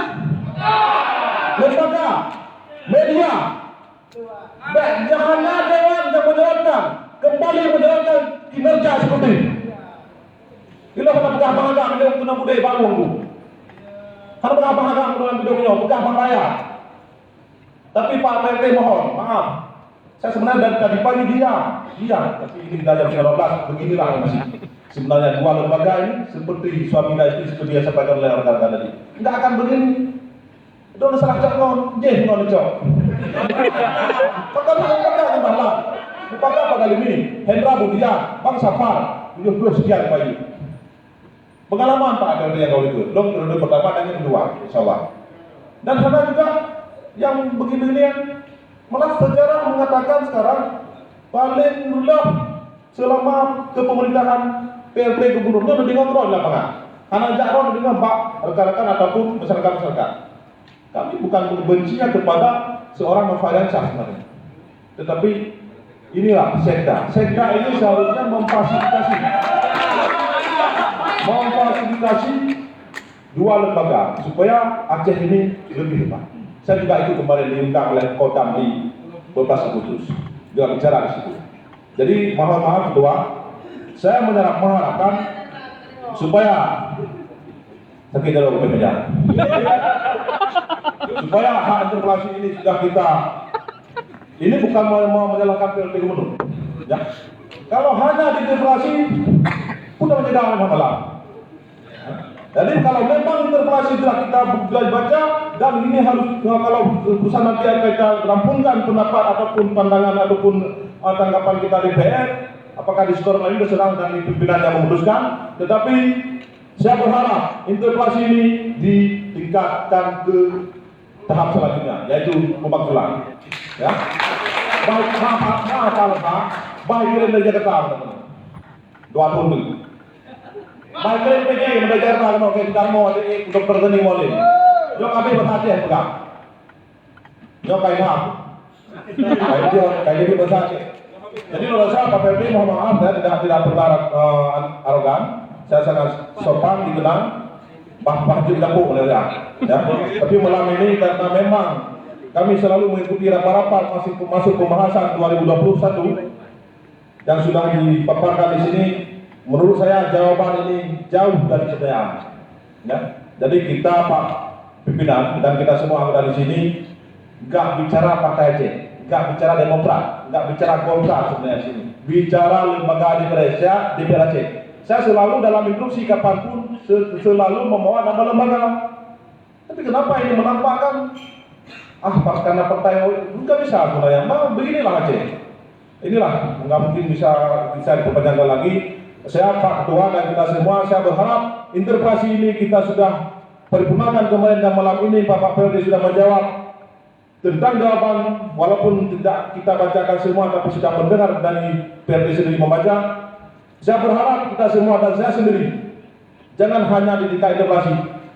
Kita lembaga DPR Aceh menggunakan hak politik lain untuk kepentingan Aceh dan kita ke depan di seluruh provinsi ini. Saya rasa hanya sekian dan demikian. Mohon maaf dari semua kata-kata yang saya sampaikan mungkin agak tidak bisa dikontrol, tapi insya Allah masih bisa. Ya, mohon maaf juga atas ketidaksopanan. Dan terima kasih atas semua kesempatan. Saya akhiri, wassalamualaikum warahmatullahi wabarakatuh. Terima kasih. Dan kita selanjutnya pengurusan kembali. Saya kira ini yang terakhir. Pengurusan kembali silakan. Assalamualaikum warahmatullahi wabarakatuh. Pimpinan dan seluruh anggota DPRA yang saya hormati, Bapak PLT Gubernur yang kami muliakan, Forkopimda yang kami hormati, rekan-rekan wartawan, juga pihak keamanan baik dari TNI dan Polri serta Satpol PP yang satu harian tidak mengenal lelah dalam mengamankan acara ini yang sangat kami hargai dan kami hormati. Rekan-rekan semua, hadirin dan hadirat yang berbahagia. Pertama, saya mau menanggapi jawaban Bapak PLT Gubernur, yaitu poin nomor 10 tentang pembahasan APBA 2021. Jadi perlu kami sampaikan juga agar tidak simpang siurnya informasi. Pada tanggal 16, hari Rabu tanggal 16 September 2020, kami ada bertemu dengan Dirjen Bina Keuangan Daerah. Setelah pembahasan lebih kurang ada 10 menit, saya, Ketua Dahlan Jamaluddin, Wakil Ketua Safarudin, dan Pak Ali Basram dipanggil duduk setengah kamar. Di situ dijelaskan, ini kita buka-buka saja di sini Pak Belti. Biar tahu siapa pendusta sebenarnya, siapa yang berdusta di antara kita. Keterangan dari Pak Artian, Dirjen Bina Keuangan Daerah, bahwa sebelum pembahasan anggaran ini diajukan ke DPRA, Pak PLT sudah mengajukan pergub untuk Mendagri. Itu saya mendengar Pak Jamaluddin, Pak Dahlan mendengar, Ketua DPR, Pak Wakil Ketua juga Pak Ali Basra. Bapak PLT sudah mengajukan APBA 2021 untuk dipergubkan, tetapi Dirjen menolak karena belum ada pembahasan. Jawaban yang normatif tentang pembahasan KUHP, kami sangat tidak puas. Apa yang tidak puas? Sebenarnya setelah APBA KUHP diserahkan ke DPR, tim anggaran pemerintah Aceh datang ke DPR untuk membahas dengan Badan Anggaran DPR. Sementara tim anggaran, yaitu tim KAPA, tidak pernah hadir untuk membahas dengan Badan Anggaran. Lalu ada pembahasan di komisi dengan alasan di Badan Anggaran tim KAPA meminta virtual, sementara di komisi bisa tatap muka. Itu sangat aneh. Makanya saya tidak puas dengan jawaban itu. Nanti kita simpulkan bagaimana kesimpulan kita dengan jawaban-jawaban Pak Gubernur akan kita bawa di paripurna ke depan. Yang kedua, soal multius. Soal multius yang sekarang telah merembet kemana-mana. Ada pemekaran ala Abbas, ada pisah dari Aceh dan lain-lain. Ini soal multius. Sebenarnya multius itu simpel saja Pak PLT. Kalau memang menurut Pak PLT sesuai dengan aturan, sudah sesuai dengan mekanisme undang-undang, jalankan saja.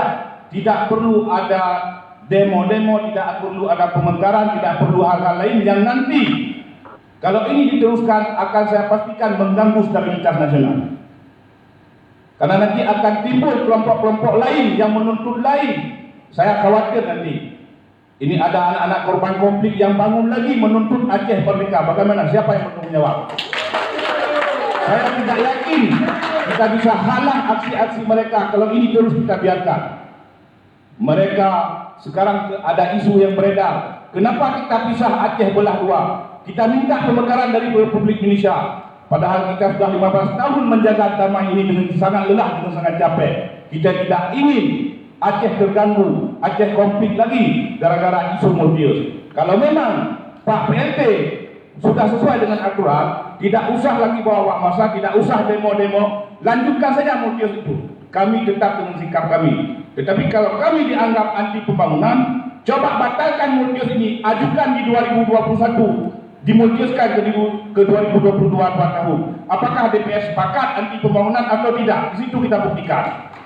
Jadi jangan sekarang aturan yang telah dilanggar oleh periode yang lama dibebankan kepada DPR sekarang. Bila DPR sekarang dianggap anti pembangunan, diuji, dibatalkan multius yang sudah ada sekarang, diusul kembali untuk dimultiuskan tahun 2021 dan 2022. Kita lihat di sana hasil telaah-telaah yang layak, apakah DPR ini tetap menolak atau tidak. Kalau memang DPR menolak yang layak dibangunkan, saya sendiri akan melawan DPR itu.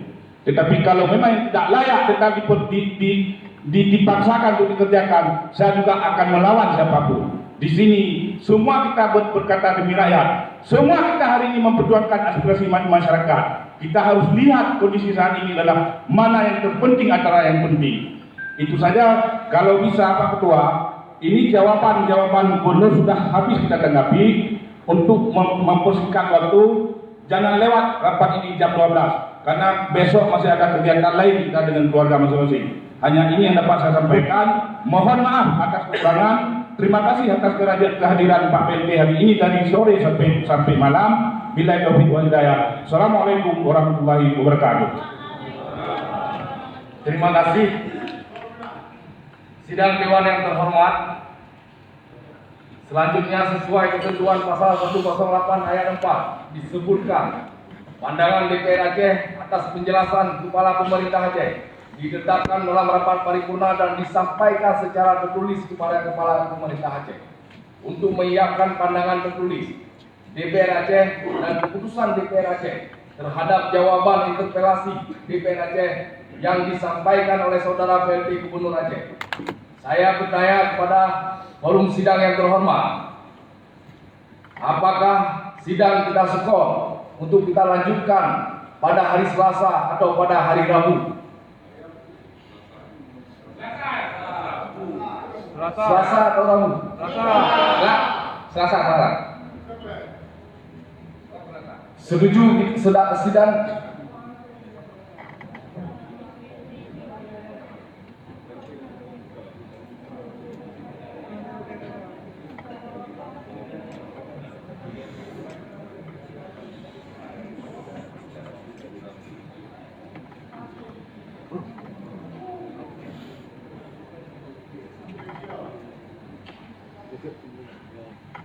sidang paripurna interpelasi DPR Aceh kita skor sampai dengan hari Selasa untuk kita siapkan pandangan DPR Aceh dan juga keputusan DPR Aceh terhadap jawaban Saudara PLT Gubernur Aceh atas hak interpelasi DPR Aceh. Setuju? Sidang paripurna hari ini kita skor sampai hari Selasa jam 14. WIB, terima kasih. Bila taufik wal hidayah, wassalamualaikum warahmatullahi wabarakatuh.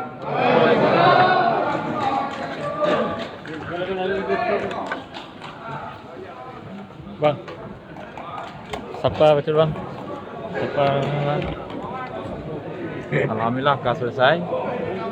Kita lanjutlah mulai Selasa itu terhadap kesimpulan pandangan DPR Aceh. Pekeh rimong atau tulak interpelasi atau tulak ulau. Siap.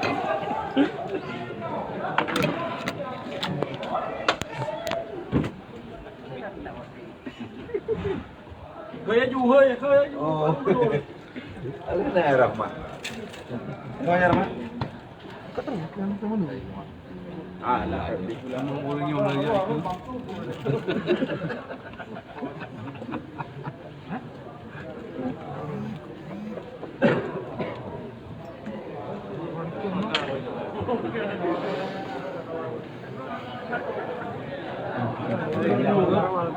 Dan mal lapar perkara dia gede no. Nikot. Legislatif. Oh, siap. Adang mek bergu. Kedua hari kok mau no meremeh.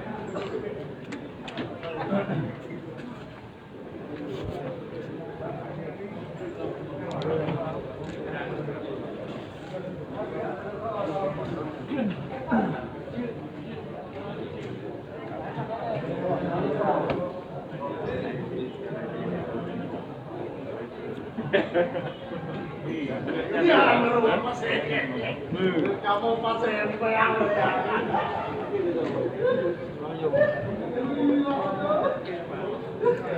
Ada mau makan peme tu.